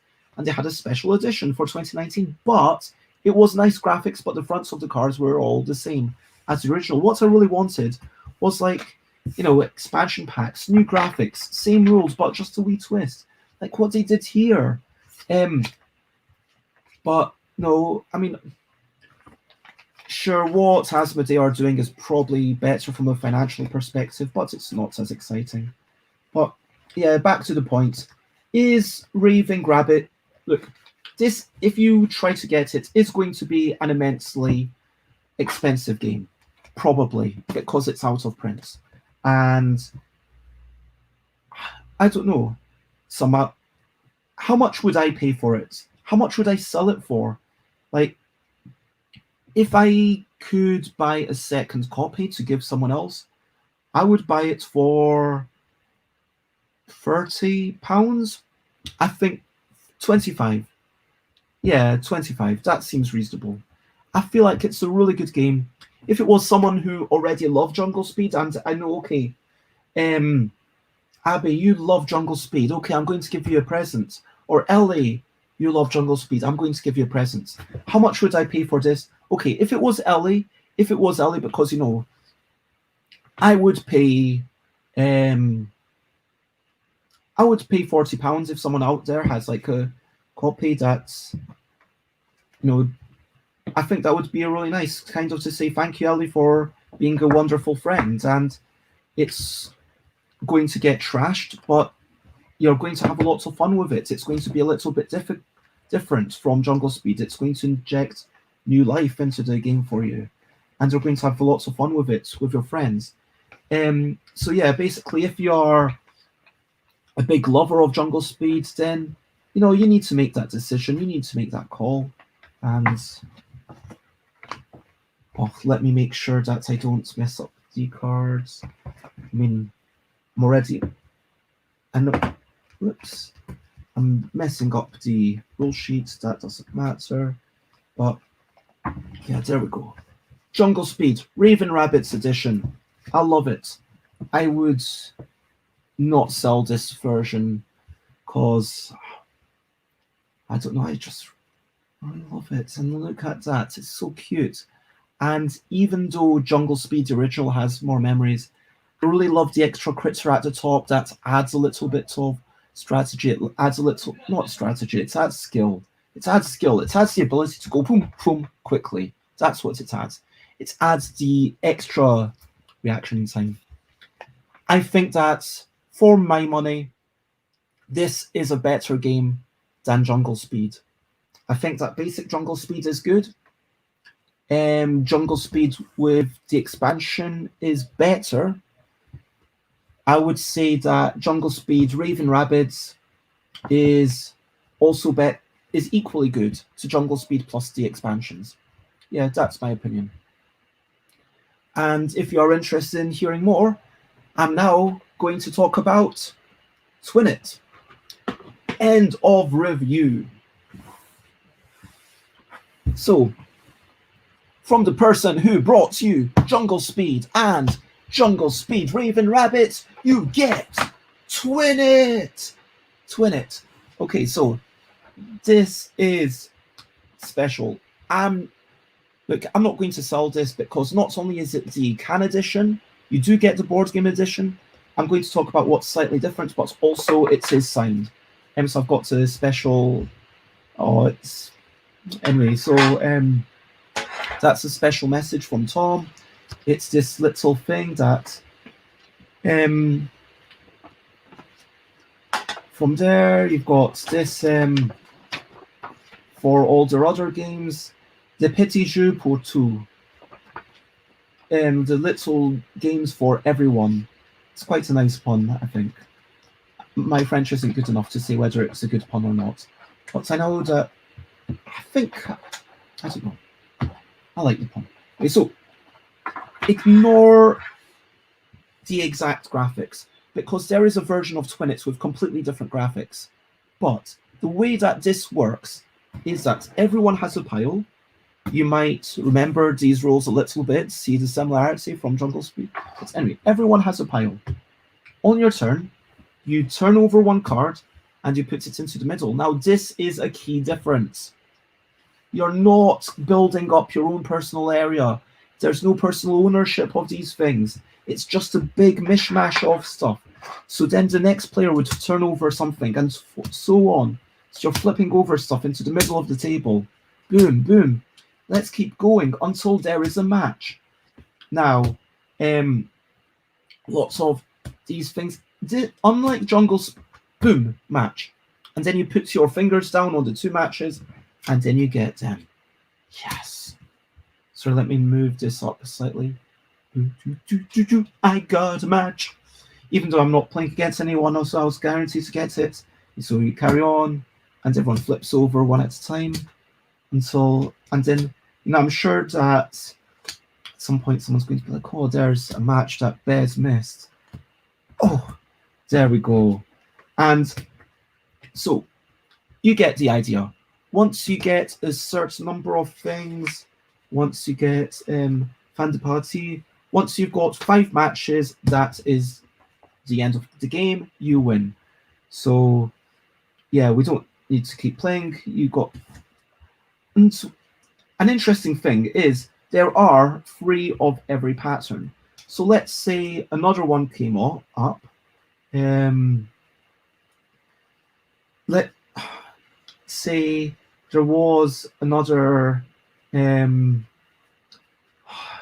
Like, I do really love these. And also, just to clarify, the difference between the can edition or the board game edition is simply that these ones are all based on board games. So Patchwork, Cleary Backgammon and Double and Quarto, and some of chess and Kakerlak and poker. Some of them are kind of a bit more vague. That's Monopoly, that's The Mind, that's Mysterium, Tikal, Twister, that's Doodle Rush, and Risk, and it's like almost a game in itself, seeing all these things and being like, oh, what does this represent? Oh, that represents Skull. Okay, here we've got an example. Let's say I'd already captured this. I'd already got some this pair. And remember, you're not actually putting them on top of each other. You're putting them out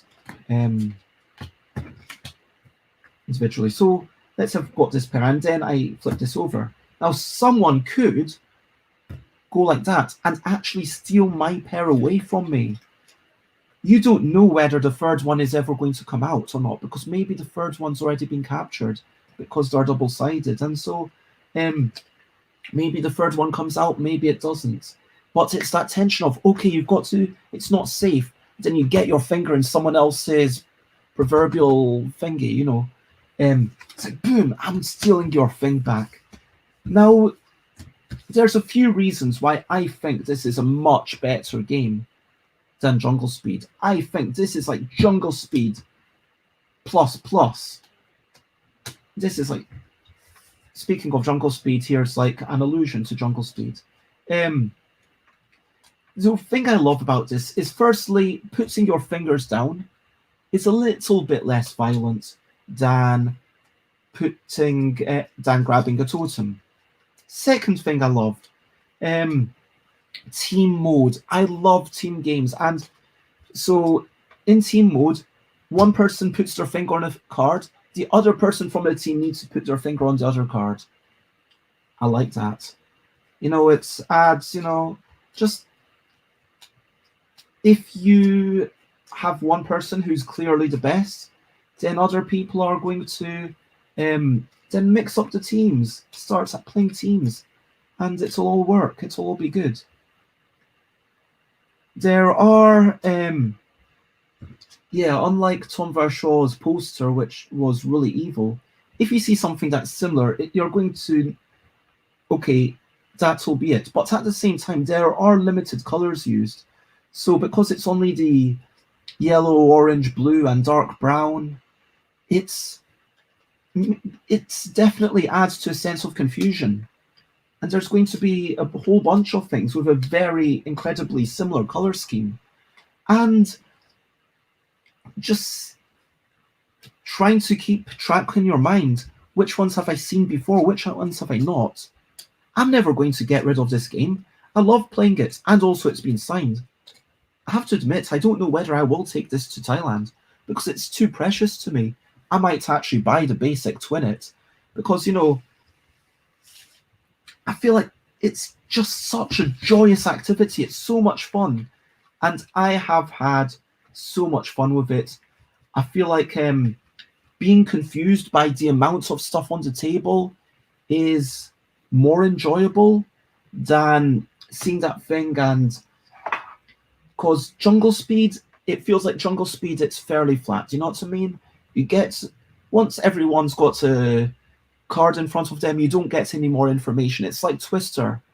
Like, I'm going to make a very possibly arrogant thing. Okay, this is going to possibly bite me in the bottom. But I believe that in the same way that, like, Twister, like, you've got, you know, your hands down and then you've got your feet down, and then where do you go from there? It's kind of, okay, it's the same, the game carries on, and then it's just muscle fatigue, and then what happens? Whereas Yogi, like, I don't want to be comparing Yogi to Twister. It's just like, people, I genuinely think that one of the great things about Yogi is that you grab a couple of cards and it gets tricky. Then you grab your third card and whoa, it's pretty difficult. And then once you're at 10, like, every new card, it's a new element. It's like new, it gives the game a dynamic flow. Like, it's not like, okay, you've got your four limbs down and then it's the same. It's like, okay, having your card number 4 compared to cards number 8 is very different. Cards number 12 compared to cards number 8 is very different. Card number 16 compared, it's like, it changes. And that's the same with this game. That compared to Jungle Speed, and like Jungle Speed, it's like you get all those cards on the table and then where do you go from there? It's good, it's fun, but it's like flat. It's like, ooh, like it's flat and it's furious all the way through. This game, it builds up. There's more things on the table. There's more things to forget. You start being able to steal from other people. It gets more and more tense. It's more and more intense. For me, this is a better game. And I'm almost going to say that, yeah, the one advantage of Jungle Speed is that it starts off arguably more furious. If you like grabbing things, if you like that, yeah, more grabbing the thing, then maybe you prefer it. But for me, I would always choose to play Twin It over Jungle Speed. Solo, I mean, competitive mode, great. Mode competitive. What's the other one called? The modes team. Yeah, the team mode par equipe, for 4 or 6 people. I love that. You could even play with 8. I mean, try it. Mode cooperative, that's not as fun. We tried it. It was okay. Like, I would play the cooperative game again, but yeah, team mode, to my mind, is really where it's at. And so I think that this is the best game about matching things. I mean, look, I know that sounds like oddly specific, but there's a lot of games about matching things. I mean, look, the classic Snap, Jungle Speed, Dobble, and I'm trying to work on stuff myself, but I'm just relegated. And yeah, I am proud of certain aspects that I made with a game that I showed to Cocktail Games, and Cocktail Games did take it away to play, and they said, this is really good. And then I joked, and they were like, oh, what do you call it? And then I looked, and there was a big banner of Twin It, and I said, how about Win It? He said, yeah, probably can't call it that. But look, out of every published game, out of every game that's available in the shops today, if you want a game about matching things, it doesn't matter that this is the Cannes Festival International de Jeux edition that has board game things. Yes, sure, that makes it nicer for me. And the fact that it's got the can and it's got the umbrellas that you can see with the little beach graphic. And you can buy the board game edition from Board Game Geek, but just buy the basic version. Get it. And this is honestly the best game about matching things. I love it. And okay, what's my design lesson for this?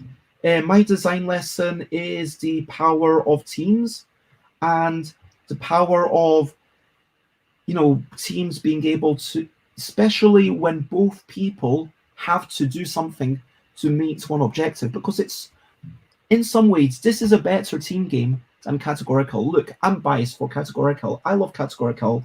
Paul Grogan has said that they love Categorical. And Tom Cauldron, you made a great game for my L deck. Tom Cauldron, Categorical, great game. But this is a better team game. I'm just going to say, because look, both people need to be involved, because it's not enough to say, okay, I'm going to be the one to grab that. I'm going to be the one to grab that. And my teammate doesn't really do anything. Because that's the way that it could go in a lot of team games. In this one, I touch one card, my teammate has to touch one card, and so we both need to be on the ball. Maybe I even look at my teammate, try to direct them with my eyes to where the other card is. But we both need to be on it. There's a sense of shared responsibility. It's brilliant. Yeah. Full disclosure, I have a lot of love for Jungle Speed. I have a lot of love for the first time that I went to Cannes. I felt like a big shot because Gigamic paid for a night in a hotel, and I was there demoing stuff, so I'd been invited as a special guest. I felt really big, so it's got some good memories for me. But I wasn't going to buy this game. I was like, yeah, well, I know Tom, but I'm not going to buy the game just because it's by a designer that I like.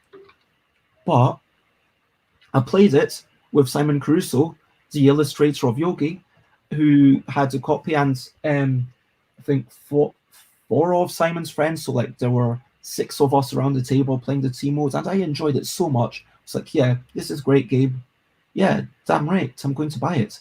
And then I went to get it signed by Tom, and Tom knew who I was, and that made it even more special. So that is my full disclosure. But you know, I do genuinely believe that this is the best game involving matching things. Genuinely. End of review.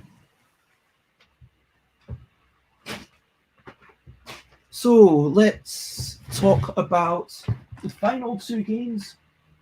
I think that's all that's left to talk about is these two. Let me just double check if I'm okay.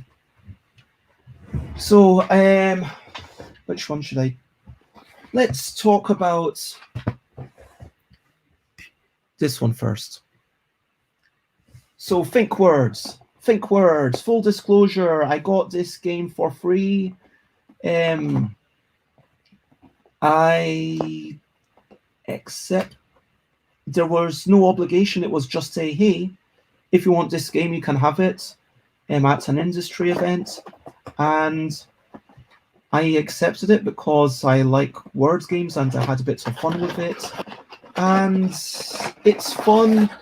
I will probably get rid of. I will definitely be selling it because look, when I go to Thailand, I've got to be super strict. But you know, just the fact that I'm selling it doesn't mean that it's a bad game. I'm selling literally 90% of my stuff. So let's talk about how it works. There's different games. This is quite similar to Dobble, where all the games are very similar. So they all basically involve using this color to determine this, and then it's like, okay, a baked good starting with L. Okay, what's a baked good starting with L? Lasagna? I mean, yeah, you bake it, you put it in the oven. Yeah, I think lasagna works. Okay. So, look, there's not as much variety in this. I mean, I think that 7 games to play is kind of one of those marketing gimmicks. It's like 7 incredibly similar games to play.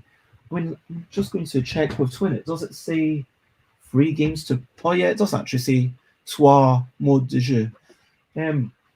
Well, at least there, it's... Okay, you've got single player, you've got team mode, and then you've got the cooperative, which isn't that great. Like, I wouldn't call this a game system. This is like Dobble, like Twinit, like struggling to think of another example. All the games are very similar, is what I'm saying. It's not like a deck of cards. It's not like the L deck. It's not like Green Box of games where the designer works to make things incredibly similar. Let me remind myself and go through all the games as I say goodbye to this game. So set up for game 1, fill it with cards, and ensure the category sides are face up.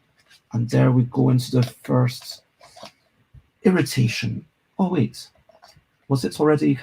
Oh, it already was category side. I thought I was going to have to take them out. Okay, great. And then the top 8 cards go around, and we place them letters side up in a sort of circle. So 1, 2, 2. This is going to get noisy. 1, 2, 2. There we go, like little flower. Oh, isn't that lovely? And slightly confusing, possibly. Anyway, so we spin, and when it stops spinning, then the color determines the category. And so if it's, for goodness sake, this is, let's say it stops like that, then I would have to say characters in Star Wars starting with an L. For goodness sake, you all know it's Princess Leia. I'm really turning, like, I am not a Star Wars buff. It's Princess Leia. I think it's Leia. Anyway, so that's it. And then once I do that, I would take that, and that would replace it. Oh, it's another L, and then this is kind of annoying if I'm being honest. I would have liked something to kind of stop this thing spinning eventually. because it's going to stop, and then it kind of veers off course. It's a bit slidey, and then it goes, okay, robe, bathrobe, robe. And I think I would grab that. And then eventually we go on and play until we finish, and then the person with the most cards wins the game. So that is game number 1. Let me show you game number, and like in terms of product design, look, it's cool. It's got this springy thing, so as you take out cards, it springs up so that you can access them. I'm just going to take all of them out so that you can see what's going on a little bit.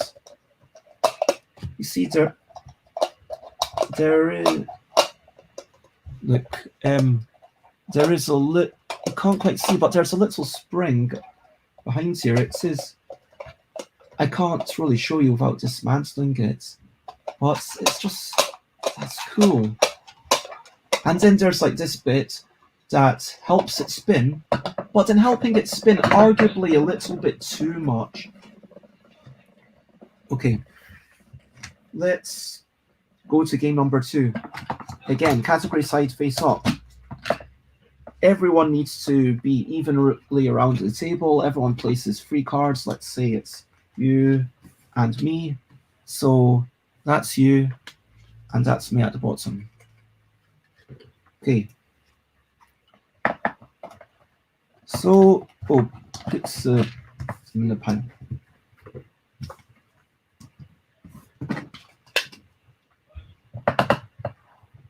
So the color of the letter it points to determines the question category on the top card. And, you know, this is basically something they could have just said, this always happens. Like, have some rules that says this is always the case. And then, yeah, so I'd have to shout companies starting with L, like,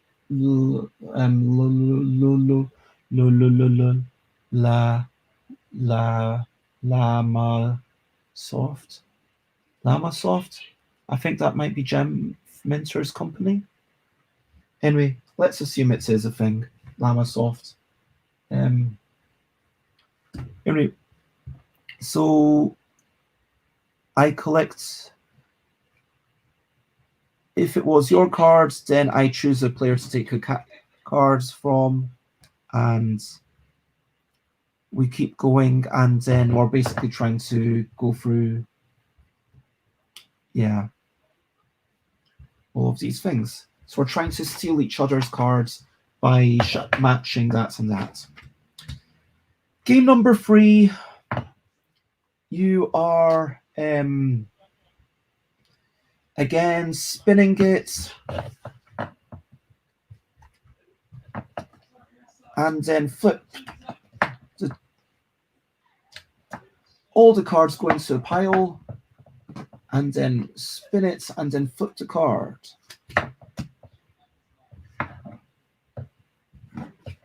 So let's say, so again, just taking out the cards. I mean, this is the thing. As you can see, I kind of get annoyed by this, saying, oh, 7 games inside, 5 games inside. It just seems disingenuous, like the double. And I mean, I guess I really should have done a better job with the L deck. Like, I mean, maybe next time I'll do like, oh, maybe I should do that branding. Apparently it works. So do that. And then I've got to say, see car. And I need to say car. And then I keep doing that to try and keep doing it with as many cards as possible. So let's see how many I can do. Car, at the circus, kangaroo at the circus, high street store, Morrison's, types of bears. What the type of bear? What kind of bear? And this is an issue that I have with it. Just like some of them are just so vague, and some of them are so specific. Like Seaside things. What is a seaside thing? That's the kind of category that people are going to argue about. In a doctor's office, well, anything could be in a doctor's office. Cities. Cities is so easy with the things. Types of birds, that is blooming hard. I mean, look. Things you do to relax. X-ray myself after dental pain. Because if I've got dental pain, then X-raying myself helps me relax. I could think of anything. Let's go through the difficult letters. Quick walking. Zoo time. Villains, like just knowing people, I guess that, like, there's a nice mixture of general knowledge. There is a nice mixture of general knowledge and kind of quick thinking and dexterity, but also there's like so many of them are. There's a few that I know Doric borrowed this and then went through all the categories and was really annoyed with some of them being so similar. And I looked through all of them to see, hey, might I get any inspiration? Because this was after I'd already started working on categorical. For the record, none of them were things that, so okay, I've got to do that.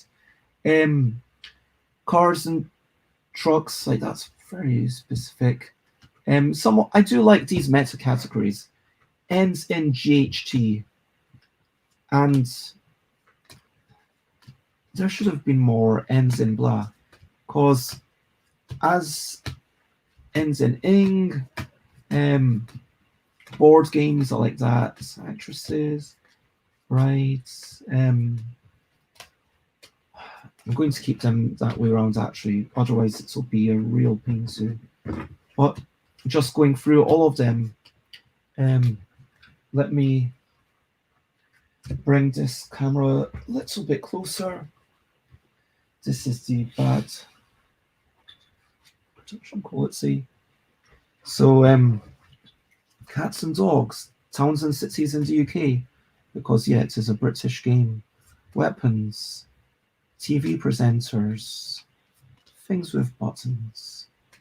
Well, there we go. Another ends in ed. That's a really easy one. Any verb for ing, but GHT, that's hard. I mean, they could have had ends in meant. Okay, that's another tricky one. Honestly, I feel like they could have gone more the word gamey route, but as it is, it's definitely an interesting mixture of general knowledge with an occasional there's like a quick word game. So game 3 we established was game 2 is taking cards, game 2 is stealing cards, game 3 is pretty much a solo affair where you are trying to do it as many times as possible. And I'm going to spin this, and let's see what I can do. Oscar,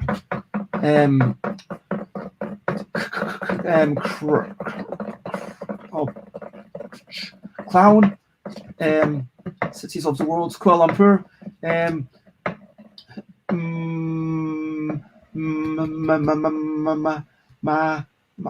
oh man. Anyway, you know what? It's a good game. I'm not great at it. And maybe that I am biased about things that I'm not good at. Game 4. MC Spinner. Center of playing area. Let's go. Keep going through the games. Okay. Got cards in 8 piles. We don't need to be exact.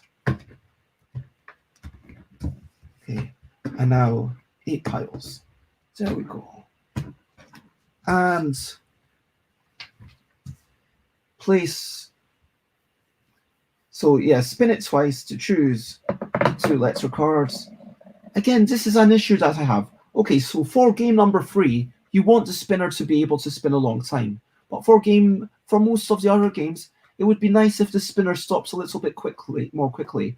And this brings me to one problem with game systems, because yes, there is a bit of variation between the solo game but Anyway, so try to find a game word that starts with the first letter and ends with the second letter, e.g. I, and then, for goodness sake,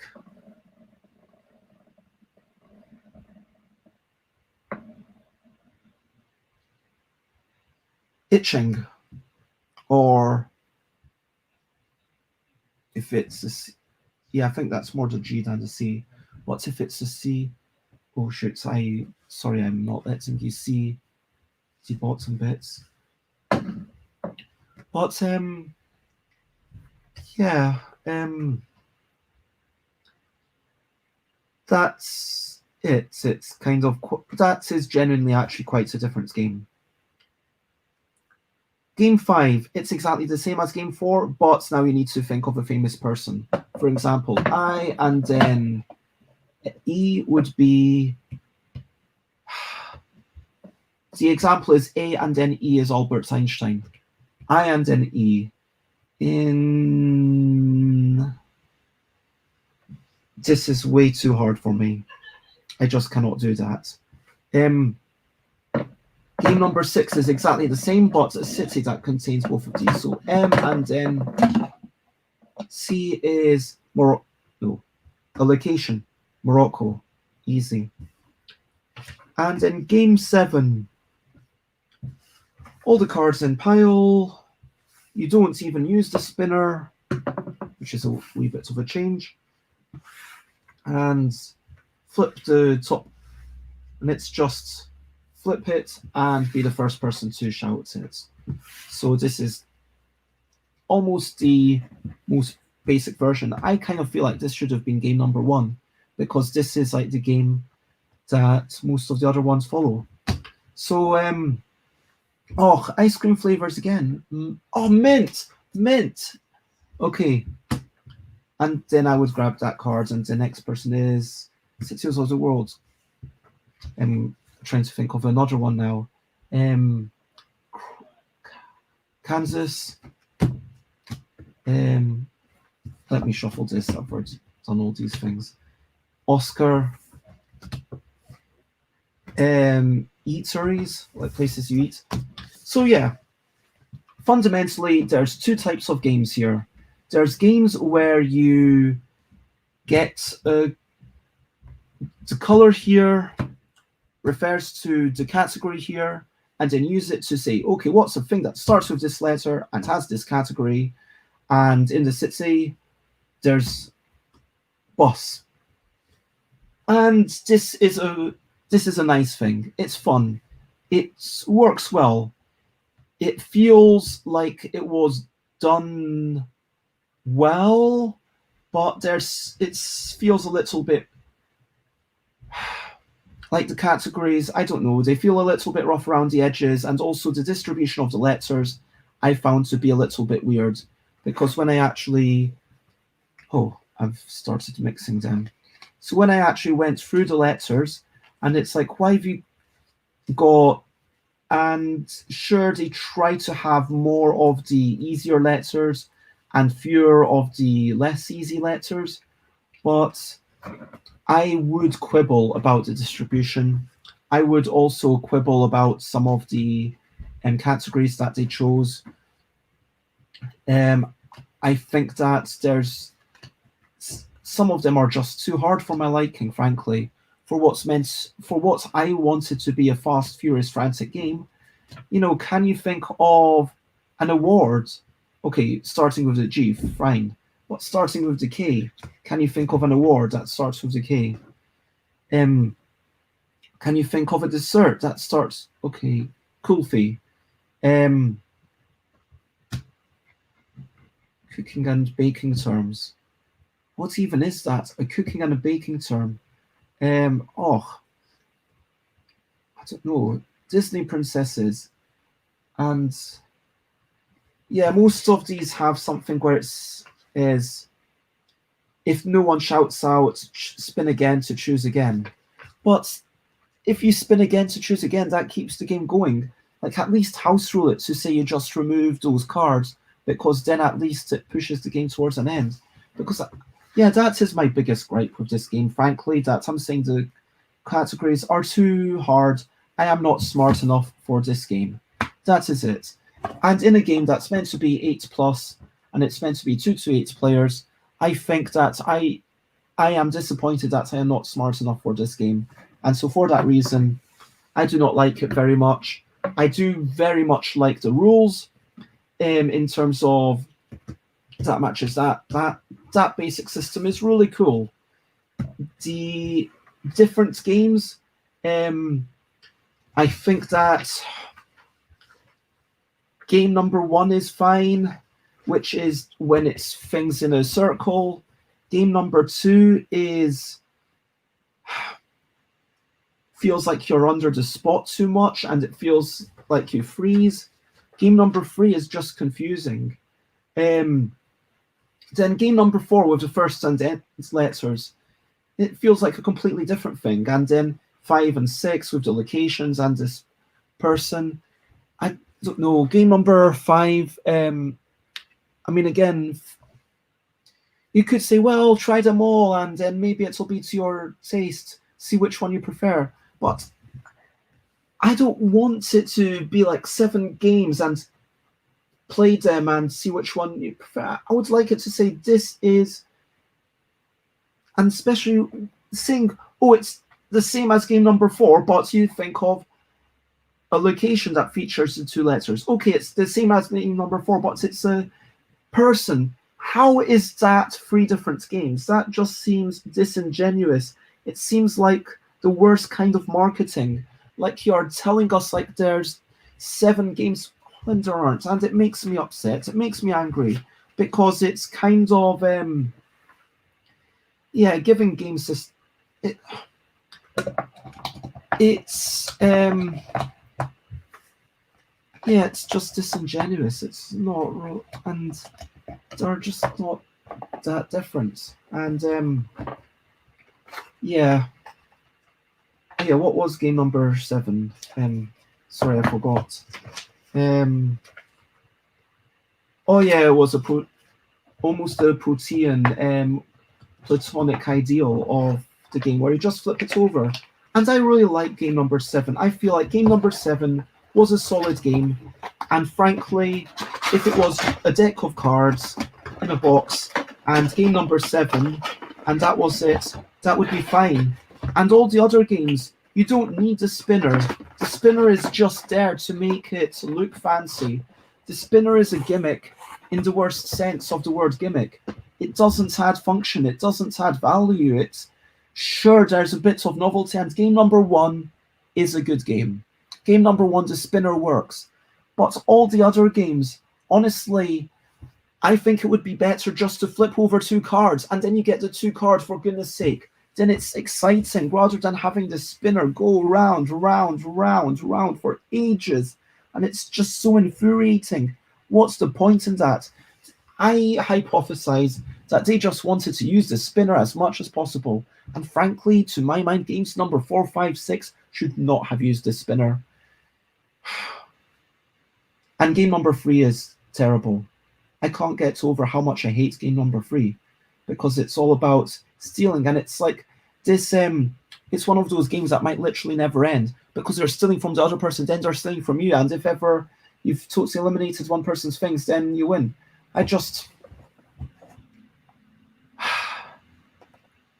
This game what do I love about this game?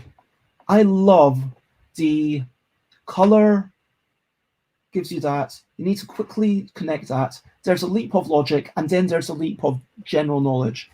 There's like a whole bunch of things there's a really neat thing there. And game number 7 is a really good game. But then all those other games, they just weaken it, and it's like it feels like a game that if it had been made by someone who really loved things, it would have been really good. But instead it's like, sorry, I mean, I almost like it doesn't feel like it feels like not enough love went into this game. It feels like if it were me, like also, how are you meant to keep this? Like, this packaging is designed to look good on a shelf. It's perfect, and then you see it, and then it looks, whoa, that's good, and it's good on a shelf. But then what do you do with it? Because if you've just got the red thing, then, and if you've got this, then it kind of flops around. It's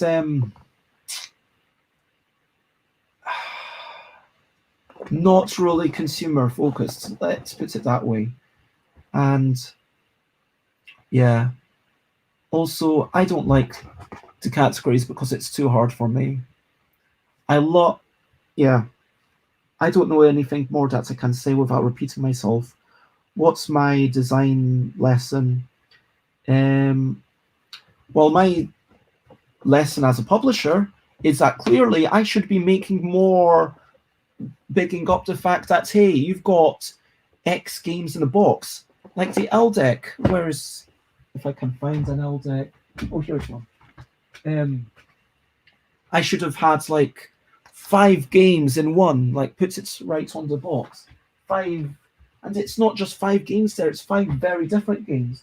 And that's the thing that I'm proud of with the L deck. That it's, sorry, this is just now me bad mouthing and comparing it to them, but like I could do it with green box of games, but this is right here. It's like a word game, a game in which you grab things, a party game in which you're coming up with phrases, a storytelling activity, and a drafting game. And then it was a cooperative word game, which is far slower and more involved than than Wibble. And then there was categorical, which is a general, like, I feel like there's so much variety in that. And could there be more variety? Could I come up with 7 games for this? Yeah, I probably could. You don't need to use every aspect of the card. And some of these games could have been better. They don't need to use the spinner just because it's there. Just because the spinner's there, they felt like they needed to justify it. That's my hypothesis.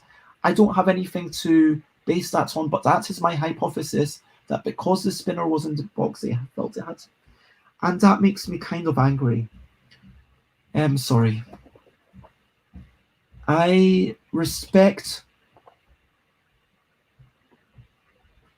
John Adams as a company, but I think that this is flawed.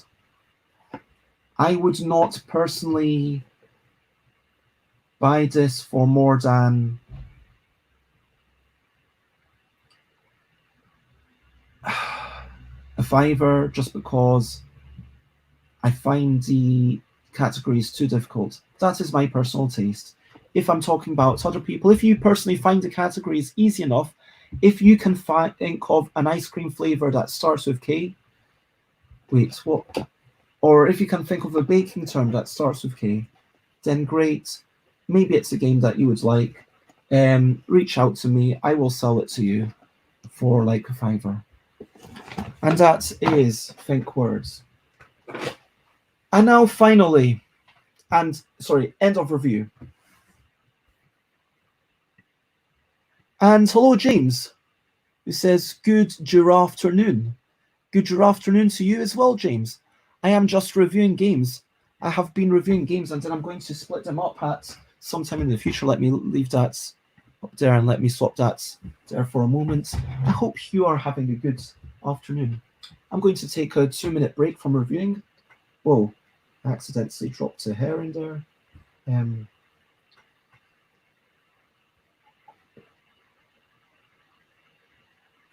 How has your morning been? So, I have so far today been talking about My Little Scythe, which I decided was, yeah, nice. I talked about, actually, you'll hear the recap in a bit. I'm just going to talk about Kamba now. Have you played Kamba, James? I can't remember. Kamba's actually a game that you might really like. I hate one aspect about it, but we're going to get into that as I talk about Kamba. Kamba's the name of the game. Kamba.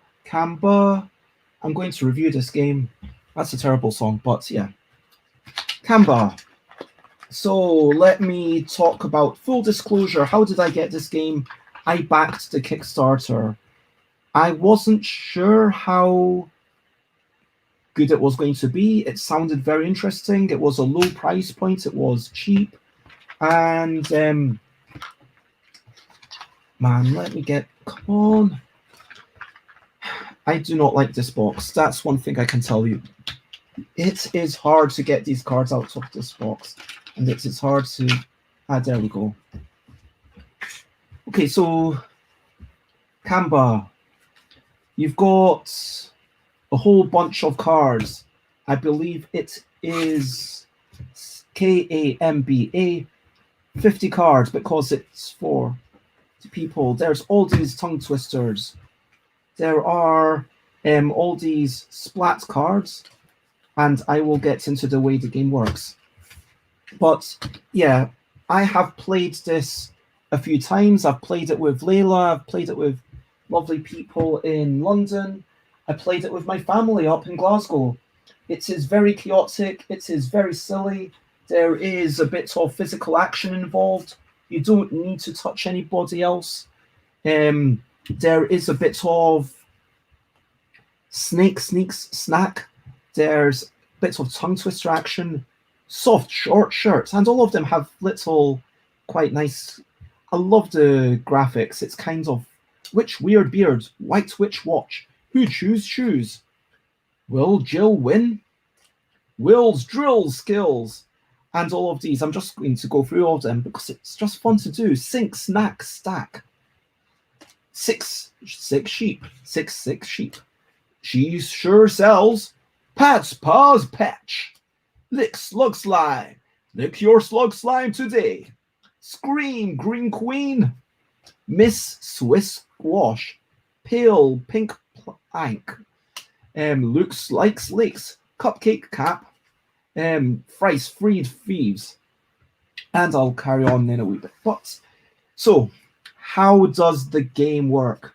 Well, let me bring this back up a minute, and let's pretend that there were 3 people playing. Okay, it says it's for groups of 4 to 10 people. You could just about play with 3, but hey. So you're meant to go Kamba and Kamba and Kamba. So this would be the setup for 3 players. I hope that makes sense. So everyone's got like their cards in front of them. You have 1, 2, 3, 4, 5 cards in front of yourself. And everyone puts a splat card in between. And then everyone takes a mallet card. And the way it's going to work is you are going to say the words Kamba ba, Kamba ba, Kamba, Kamba, Kamba ba, which is a 3-syllable phrase, quite similar to thin things, or twee tree toads. Anyway, so you say these 3 syllables, and on the first beat, you hit your own side. On the second beat, you hit the other side. So Kamba ba, Kamba ba, Kamba, Kamba, Kamba ba. And then on the final ba, you let it go, and then the other people should have been doing the same. So then you pick up here, and then the game carries on and go Kamba ba, Kamba ba, Kamba, Kamba, Kamba ba. And if that's the game, that is what you're trying to do. If you ever don't drop your thing, or if you ever don't hit it in the correct timing, then you lose a point. If you lose a point, you flip over one of your cards, and now everyone has to say this tongue twister. So instead of Kamba ba, it's lick slug slime, lick slug slime, lick slug, lick slug, lick slug slime. And then if someone else makes a mistake, you would go Will's drill skills, Will's drill skills, Will's drill, Will's drill, Will's drill skills. And the point of the tongue twister is not to say, oh, if you didn't say it properly, you're out of the game, or it's kind of to mess up your mind. And if you want to add difficulty to it, there's a pro thing which says draw imaginary halos over your head with your spare hand's index finger. So you just go Will's drill skills, Will's drill skills, Will's drill skills, and then Will's drill skills, Will's drill skills, Will's drill, and then all sorts of different things. Wink in time with the rhythm. Use your left hand to pass your mallet cards. Do this chant in a meowing cat voice. 6 sheep, 6 sheep, 6 sheep. Then we'd have to work out. You get the idea. This is an intensely ridiculous, silly game, and it is best played by people who are fully aware of that and want to be completely ridiculous. Now, let's get into one thing that I absolutely despise, which has nothing to do with the game itself. It's to do with the production. Look, they've got these cards, that's fine, that's fine. These cards are beautiful, but now,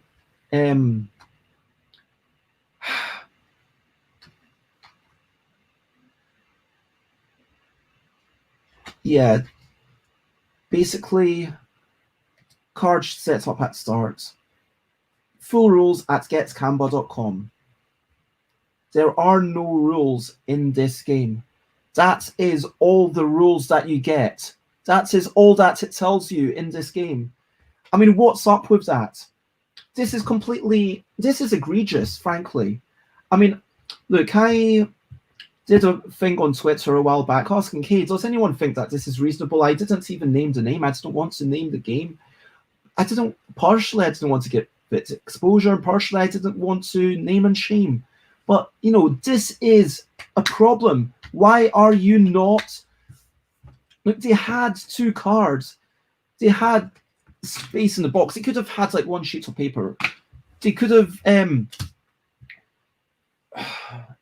When you go online, there's not even written instructions. I understand that saying exactly when you make that chant is. When you get this game, it doesn't tell you. You'll simultaneously pass cards and wax splats while chanting tricky tongue twisters and being hugely noisy, optionally adding expert body twisters. Awesome.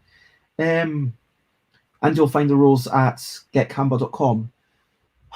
Why? And you don't even find any written rules there. You don't. You just find some videos, and that annoys me because when I was playing it, I wanted to read. I'd gotten this from Kickstarter. I was like, okay, this should be a game that is easy to play. Let's play this together. I opened it up. Oh, wait a minute. We need to watch the video. That was not a good time. That was a bad start to that. So everyone else kind of carried on doing their thing, chatting, whilst I watched the video. And then it was like, okay, now we play together. Now, that is my first and very major issue, which is entirely to do with the production. And, you know, they don't even have written rules. For goodness sake, that is lazy. Like, if you don't have rules in the box, that is being cheap, I guess. You didn't want to spend the money to do it, or you didn't make the effort to. And you can tell what they prioritize. They prioritize happy, introduce a friend, having an Amazon discount code. Well done, you. You are clearly good at marketing.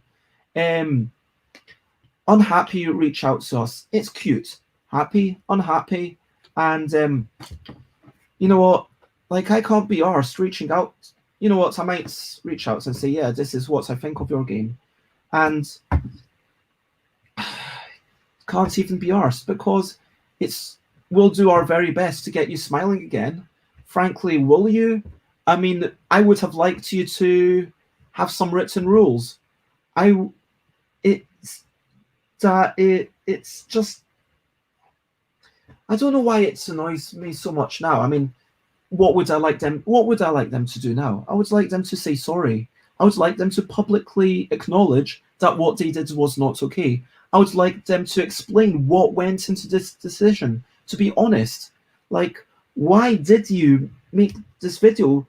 And like in the Kickstarter, as far as I saw, there was never any mention that you only get your rules via this thing. And via video. I mean, when I got it, I was like, okay, well, they've spent a lot of money on this art. I can see this is really nice art, and Source Snails, like, it's really nice, and you've got like 50 unique illustrations, and sure, I've got 50 something in my games, but you know, this is nicely done. Like, that seems like it's this.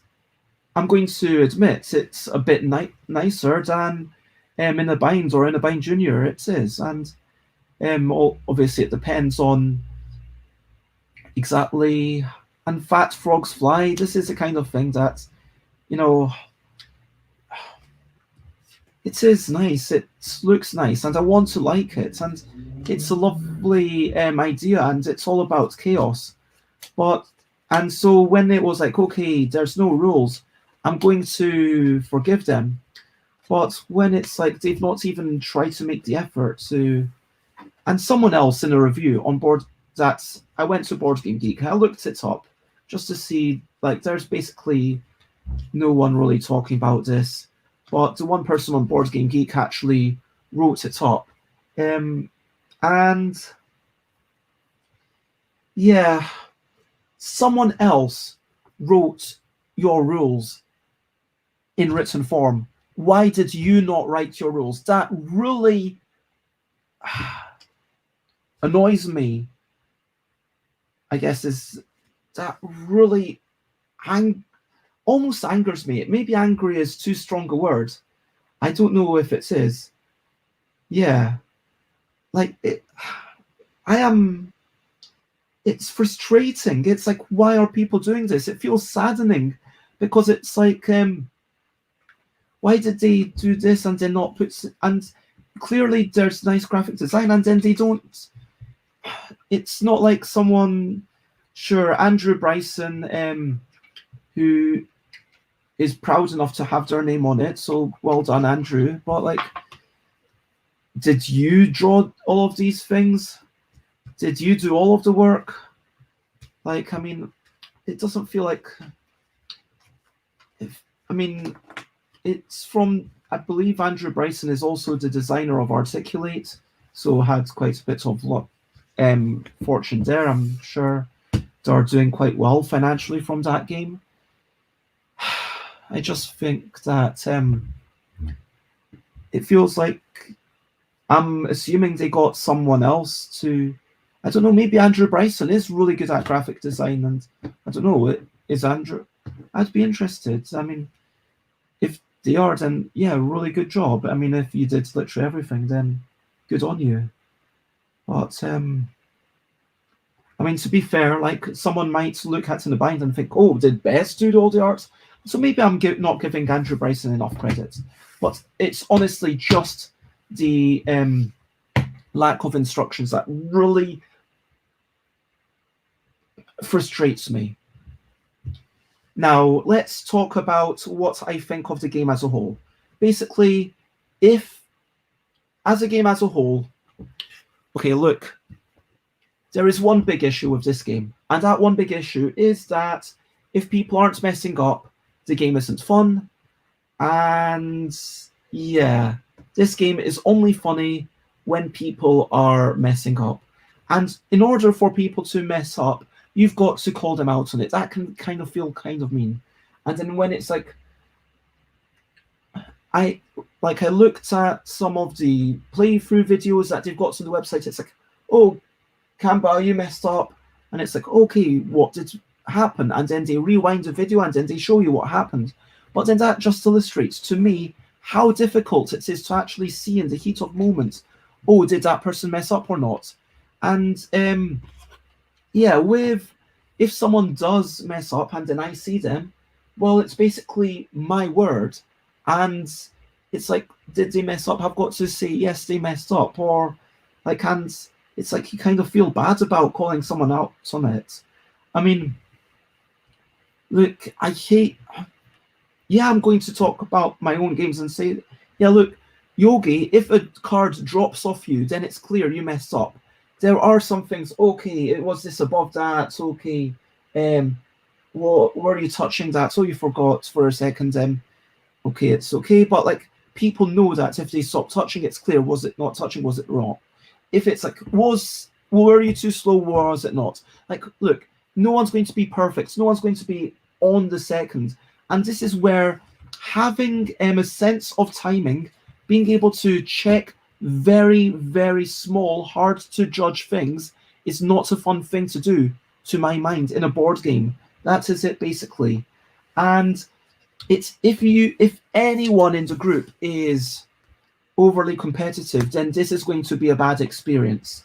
If anyone is going to start calling out someone when they shouldn't be called out, this is going to be a bad experience. If anyone is going to be like, wait, like if anyone in themselves isn't willing to trust other people, like it doesn't even need to be that. It might be just for someone, they might have higher standards of timing.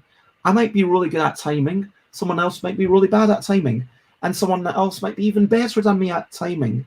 And then like maybe for me, like if I'm like 0.5 seconds off, they might be like, okay, oh Bez, you were off.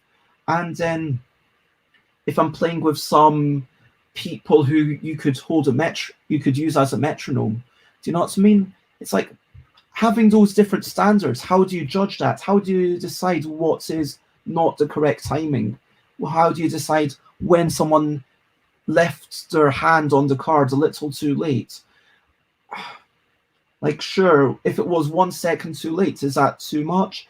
If it was 5 seconds, okay, that's way too much. But if it was half a second, then what? If it's 0.4, you know, you don't measure these things.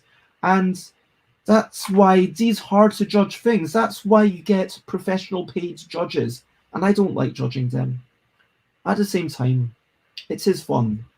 And I do really like these illustrations. And that is what I like most about it. Yeah, I don't really have anything more to say. It's a game. I was frustrated by the lack of written rules.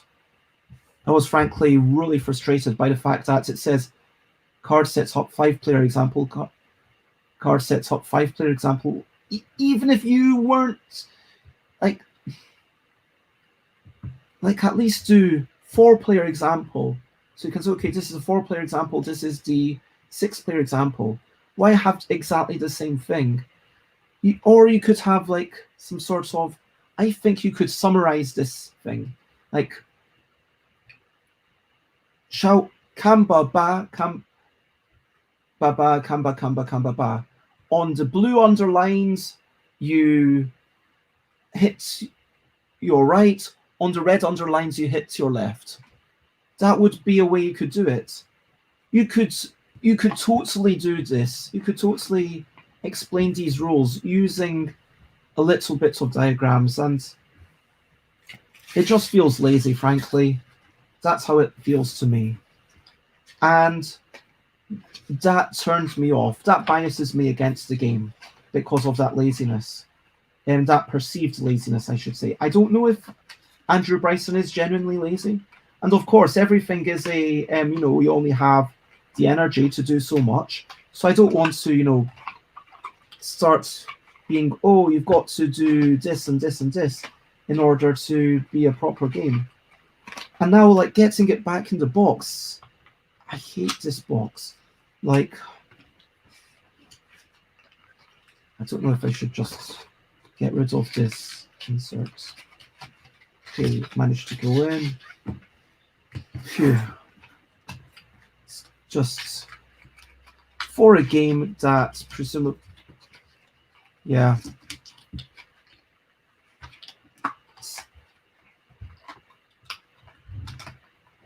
And is it the loudest, most unruly game in the world? I mean, this.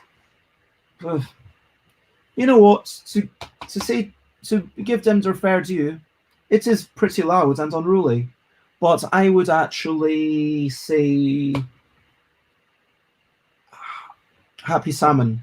Happy Salmon would be more loud.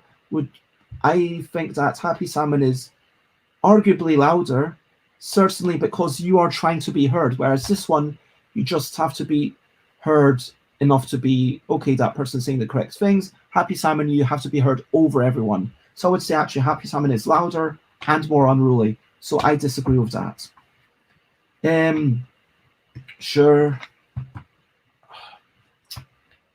And it doesn't, you'll find the rules at getcanva.com.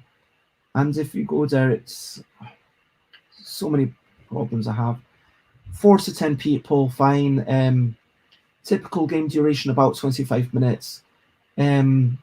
This is a game that it's going to, basically someone will lose and everyone else laughs at them. And it relies on everyone being a similar, if everyone else is worse than me, I don't feel challenged. It never gets faster, it never gets more difficult. But you could say, okay, BEZ has to do the pro stuff, other people don't have to do it. That's house rules. As a game, I like the content. I like the tongue twisters. I like the art. I kind of like the game rules. I hate the production. That is my review of this. And this game makes me angry. And I think that the fact that you don't even get the rules of the game in the game, you know, that they don't give you the written rules anywhere. That challenges to me. Yeah. Anyway. So that is that. My design lesson is that, I mean, I could be cheap and say, for goodness sake, put game rules into your box. I guess my other design lesson is, you know what, that's one card. That was actually pretty cute. Not this one. Yeah, the one that said, if you're unhappy, then email us and we'll try to make it better. If you're happy, then use this code and tell other people about it. I mean, like, if I were, that's a really smart marketing decision. So that's my publishing lesson. My publishing lesson is to give people codes and to give people, hey, here's my email address. I'll try to make it right. Because having that in there, yeah, I'm willing to give you my email, stuffbybez@gmail.com. And yeah, I probably should have just had my banner up on the bottom, because why not, while I'm doing all these reviews. And so what's my design decision? What's my design lesson of that? I mean, as a designer, what do I have to learn? I mean, I guess it's that, you know, having Canva, I saw some people complaining, and I would kind of agree that there's only 10 things that come up with K, so you kind of know you're going to see them all the time. Conversely, there's 20 things that come up with A, and you're going to see a lot fewer A's, because that's at the end of the, relatively speaking, you're going to see fewer of these than you're, and maybe they should have just shuffled them together, and maybe making things more generic actually makes it easier to deal out. Sometimes if you say, hey, give this person the pink card, give each person chooses one color and gets cards of that color. That could be an easy way to make sure that everyone gets the appropriate amount of cards. But conversely, if you just say, give everyone this card, this card, this card, then you don't have to worry too much. You can mix them together. There's more modularity.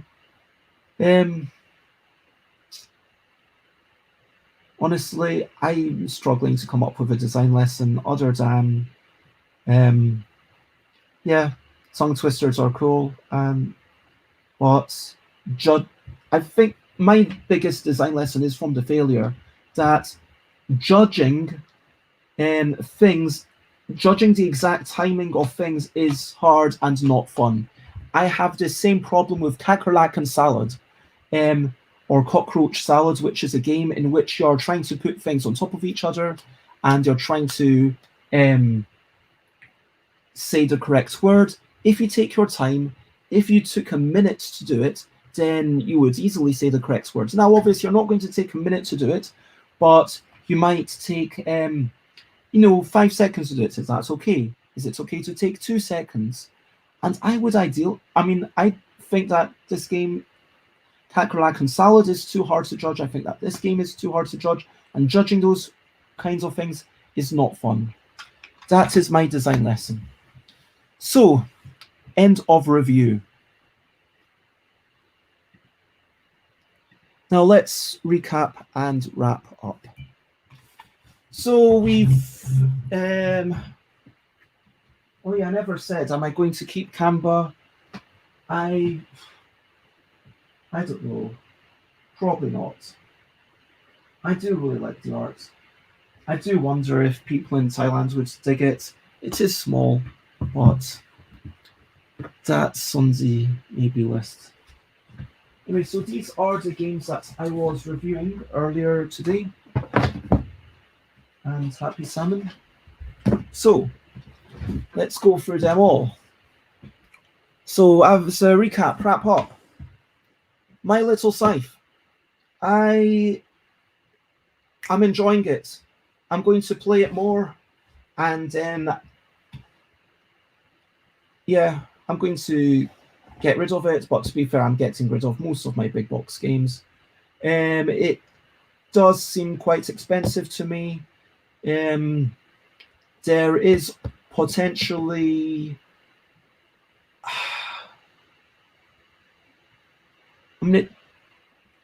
I feel like the delivery achievements are a bit harder than they should be. I might be wrong, but that's the way it currently feels. And I'd be interested to see what other people think. That is my first impression. Delivery achievements is too hard. Fun. Love the achievement sheets. Publishing decision, make achievement sheets. Publishing lesson, make achievement sheets. Designer lesson. Yeah, having different goals, and then you need to do X number of goals of a thing. It does allow you different ways to success, which is a nice thing. So that's My Little Scythe. Let me scoosh that over there. And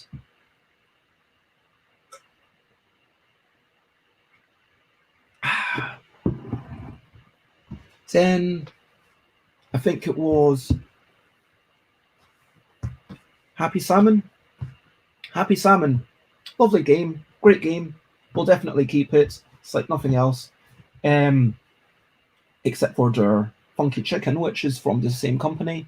I slightly prefer Happy Salmon because there's more connection, and so it's more like, okay, we're definitely doing this. I think that this is, yeah, I'm definitely keeping this to play. I love it. Jungle Speed, l'extension, or I really love Jungle Speed. I'm going to keep this, but mainly for the memories. Again, keeping this, but mainly for the memories, but I would prefer to play both Jungle Speed with the expansion and Raving Rabbits. To my mind, improve Jungle Speed. If I could only choose one, which one would I choose? Probably Raving Rabbits, just because it's a bit more fun, and also I don't like the fact that in dark light the blue is quite hard to tell from the black. Then I talked about Twin-It, which to my mind, Twin-It, not only am I going to keep this, I might even buy the basic version just to have. I think this is the best game in the world that's been published, as far as I know, that is about matching things. This is brilliant. I'm loving this, honestly. Then I talked about think words, which I'm going to get rid of. Like, if you want it for Fiverr, let me know. Yeah, I feel like the rules of the game are very nice. The kind of match the color to that, and then to find out which category it is and use that category and start with that letter. That's really nice. Game number 7, that's brilliant. Game number 4, 5, 6, well, you should have just been flipping cards over, not putting them in a circle and doing that whole, what's the word I'm looking for? Doing that whole spinning malarkey. That's just pointless. And the spinning is kind of fun, but also I just find some of these topics just way too difficult. And I've played it in groups of like 5, and like no one's been able to come up with something, and then it's been like a recurring thing, and it's like, yeah, we just can't do this. And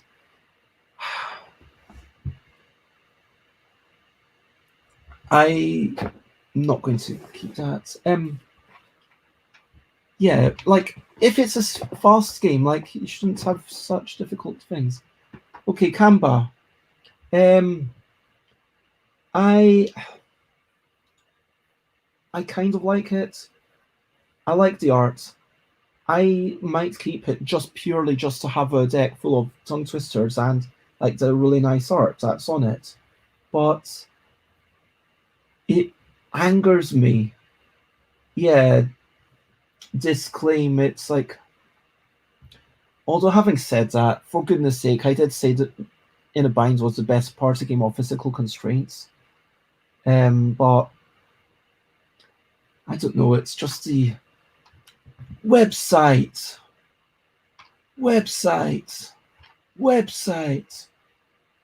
and they don't even have the rules.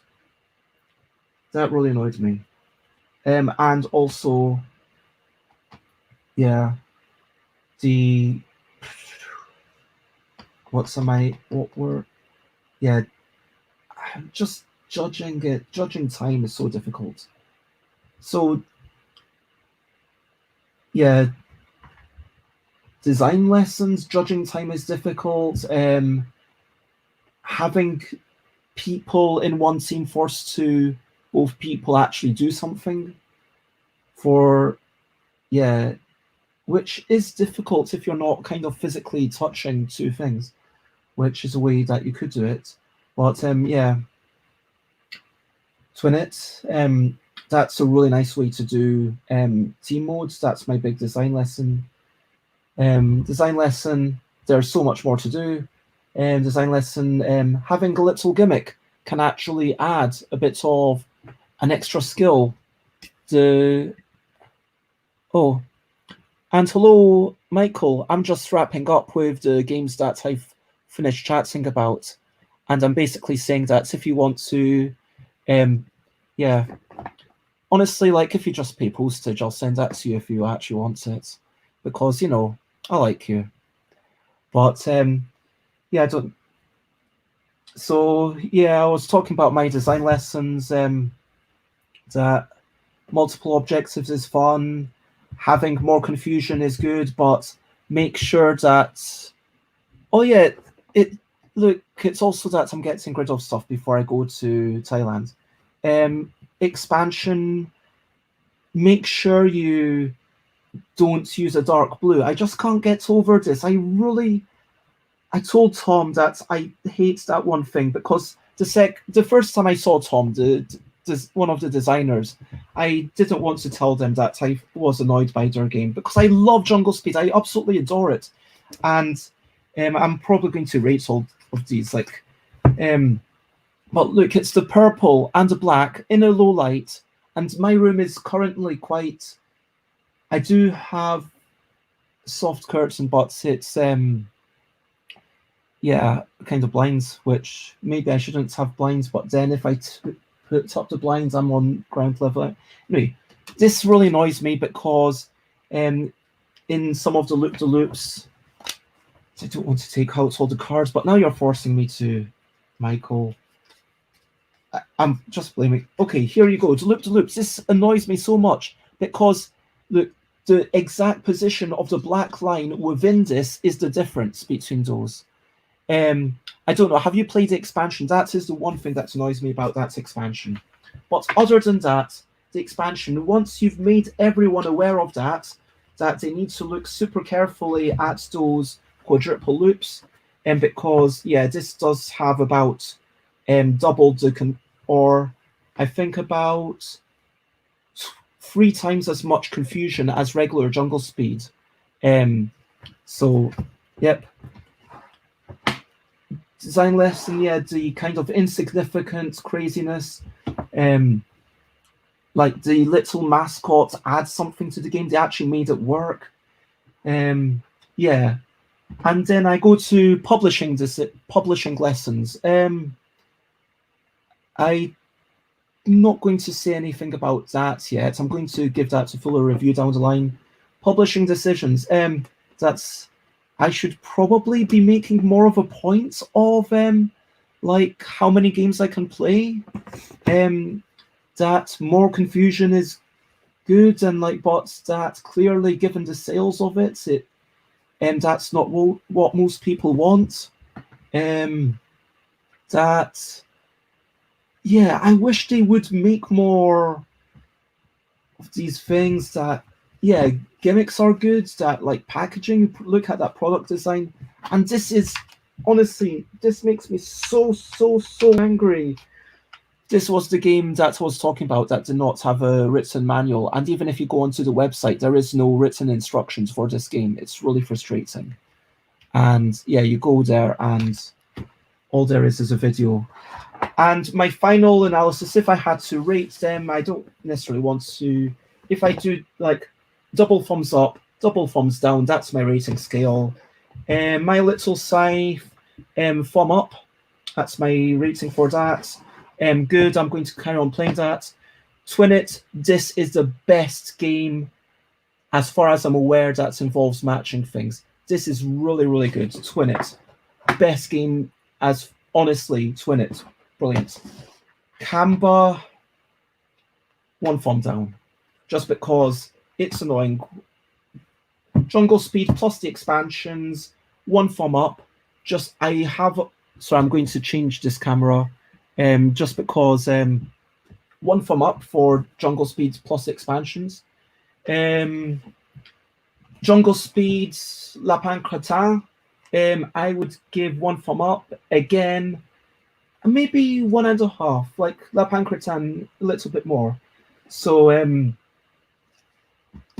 I think there's a bit more silliness. I do like the new card that they got here where everyone has to close their eyes. That is funny. Happy Salmon, for what it does, I mean, again, it's like, I would give, it's like you've got to compare the game to what it's trying to do. But for what it's trying to do, Happy Salmon, double thumbs up for sure. Think words, oh my gosh. I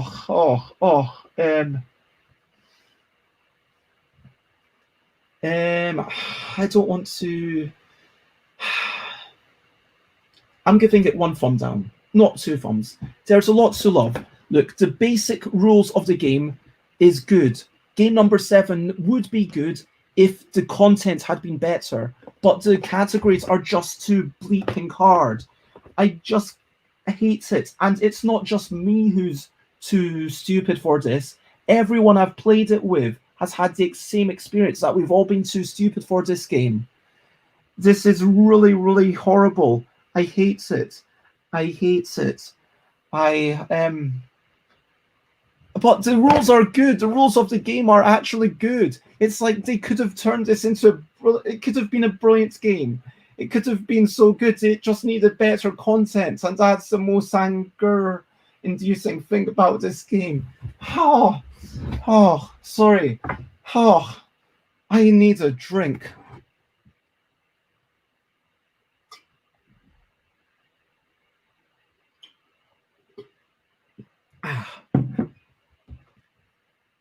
Yes. You might be right, Michael. a charity shop might be a reasonable thing. I would like to say that, I mean, I would like to, no, I can't in good conscience give this to any, no, I can't in good conscience send this to a school. It's too hard. I mean, if I like get Chris to separate up my reviews, and then like what I was thinking was that I can tell people how terrible I think this game is, and if you still want it, then pay me postage. Like I'm not going to pay for you to have, like, pay me the postage, like pay me £3.50 within UK, and it's yours. Yeah, £4. Then that gives me like little bits extra for, 50 pence for my hassle. Yeah. So yeah, that's the end. You weren't here earlier when I was like properly reviewing these things. I am going to do a proper to take these off and stop that. So thank you, Michael, for popping in at the end. It's lovely to have someone. Thank you to those who James, who pops in along the way, and I'm happy I didn't get any trolls. That's always a nice thing. And let me get rid of this screen. There is only, yeah. So that is my end of BEZ review stuff. I just realized that, like, that's quite a, I mean, I still, yeah, that's quite a mixture of stuff. So like we had a double thumb up, we had a single thumb up, we had the, yeah, definitely, if I could, this is the one that I would absolutely recommend more than anything else. Have you played this one, Michael? Definitely twin it. You don't need to get the can edition. I mean, I know I've got the special can edition, which you can't get, but seriously, the basic edition is exactly as good. I mean, it just doesn't have all the board game references, but seriously, the game is so good. And yep, I'm even going to buy the basic edition just to take with me to Thailand, so that I don't have to, so that I can keep this maybe in parents' house, because it's got little drawing from Tom, and it's like, it's got all the little can stuff. Oh yeah, definitely do. I mean, look, if you hate speed games, if you hate games about matching things, then no, that's for you. But yep. And anyway, that is me. I hate saying goodbye just when people are starting to arrive. I probably should do one of those 24-hour streams one day. Maybe not, one of these days. Probably after I've actually printed Categorical and I'm kind of a bit more chilled and I've got your stuff on my to-do list. But before I finish off, please do go to my Discord. BEZ and Friends Game Day. I am having Eric Slauson from America on 9th of January. And basically, BEZ and Friends Game Day is like a tiny convention, which is just specific people that I have chosen. Last time we had 5 people who all came on, basically 4 guests plus myself. So it was 4 games from people I really respected and games that I really respected and something for myself. And it's going to be hopefully similar, where Alan Paul is going to show the March of Progress. Eric Slauson's going to show off Monstrosity. Monstrosity is amazing, where it's kind of like line up. It makes a social commentary if you think about it, but it's also a fun party game. And yeah, that's that. Thank you, everyone. Oh yeah, it is 200th episode on Tuesday. But over to you. What are you up to? This is something a bit to share only if you want to. So is there anything you want to share? What would you like to share, Michael? What would you like to tell me and potentially anyone who watches this on YouTube after the fact? I am going to share a little bit of a hope that my hope is that my tooth gets better. So yeah, but basically I broke my tooth about 6 months ago. I was quite stressed at the time about other things I didn't notice, and but when I went to the dentist, they were like, "Oh, how long have you broken your tooth?" They're like, "Oh," and anyway, so there was a massive issue. But yeah, that's all. I'm hoping that I managed to. I did manage. I have gotten some drugs, so I am on these drugs. So yeah, and I am going to try and take bits of today off. I'm going to try and chill. I'm going to try and eat. I've not had breakfast yet. So I'm going to try and eat more regularly. I'm going to try and eat 3 meals tomorrow. I mean, it's a bit late today, but maybe at least 2 meals today. If I eat 2 meals, that will be good. And oh, this is lovely. So Michael is playing Fury of Dracula. Is this an online tabletop simulator, I assume? And this is incredibly sweet. I mean, although we've not been able to see each other that much in real life, I mean, I was thinking about like when I go to, it's not going to be for quite a few months, and I am going to take a day off. Like I'll talk about it on Wednesday. Oh, Fury of Dracula's just been released on Steam. Cool. But yeah, thank you. I'm glad to hear this, and it's I've really appreciated people coming on, like to talk about you know, someone I remember came on to talk about Provoking Sadness, and then came on again later on to talk about Essen and have a group discussion. And I have been really enjoying these group discussions. I'm going to chat more about the future on Wednesday. I don't want to chat about the stream too much because that's a discussion for Wednesday. So, but yeah, today is sunny in London. It looks pretty nice. I'm going to make sure I get out. Oh, that's lovely. Oh, and thank you. Where do I go? I want to say, if you want to find out what my next streams are, you can always look up my public Google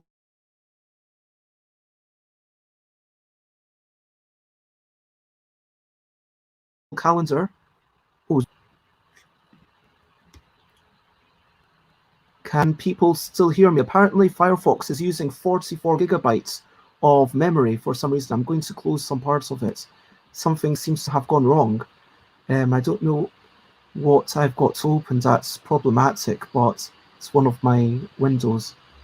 What's okay? Before this all completely crashes, whoops, didn't mean to do that. Next streams, today, I'm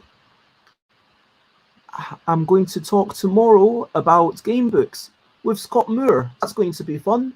Yeah, Scott Moore has come up with a lot of notes, and it's going to be very well researched. I'm really looking forward to that. I mean, honestly, Scott's done so much research that it's like, okay, you know what, this is going to be an introduction to game books, and let's have a second part. But yeah, if someone else wants to talk about game books as well, I don't know if you've got any thoughts on game books, or maybe the people from Inside the Box, I might invite them to come on from like for Game Books Part 2. But anyway, Game Books Part 1, the overview of game books with someone who clearly loves them a lot and did a lot of work doing excellent notes. So thank you, Scott Moore, in advance. Looking forward to that. And then Tuesday is episode 200, because that must make today episode 198.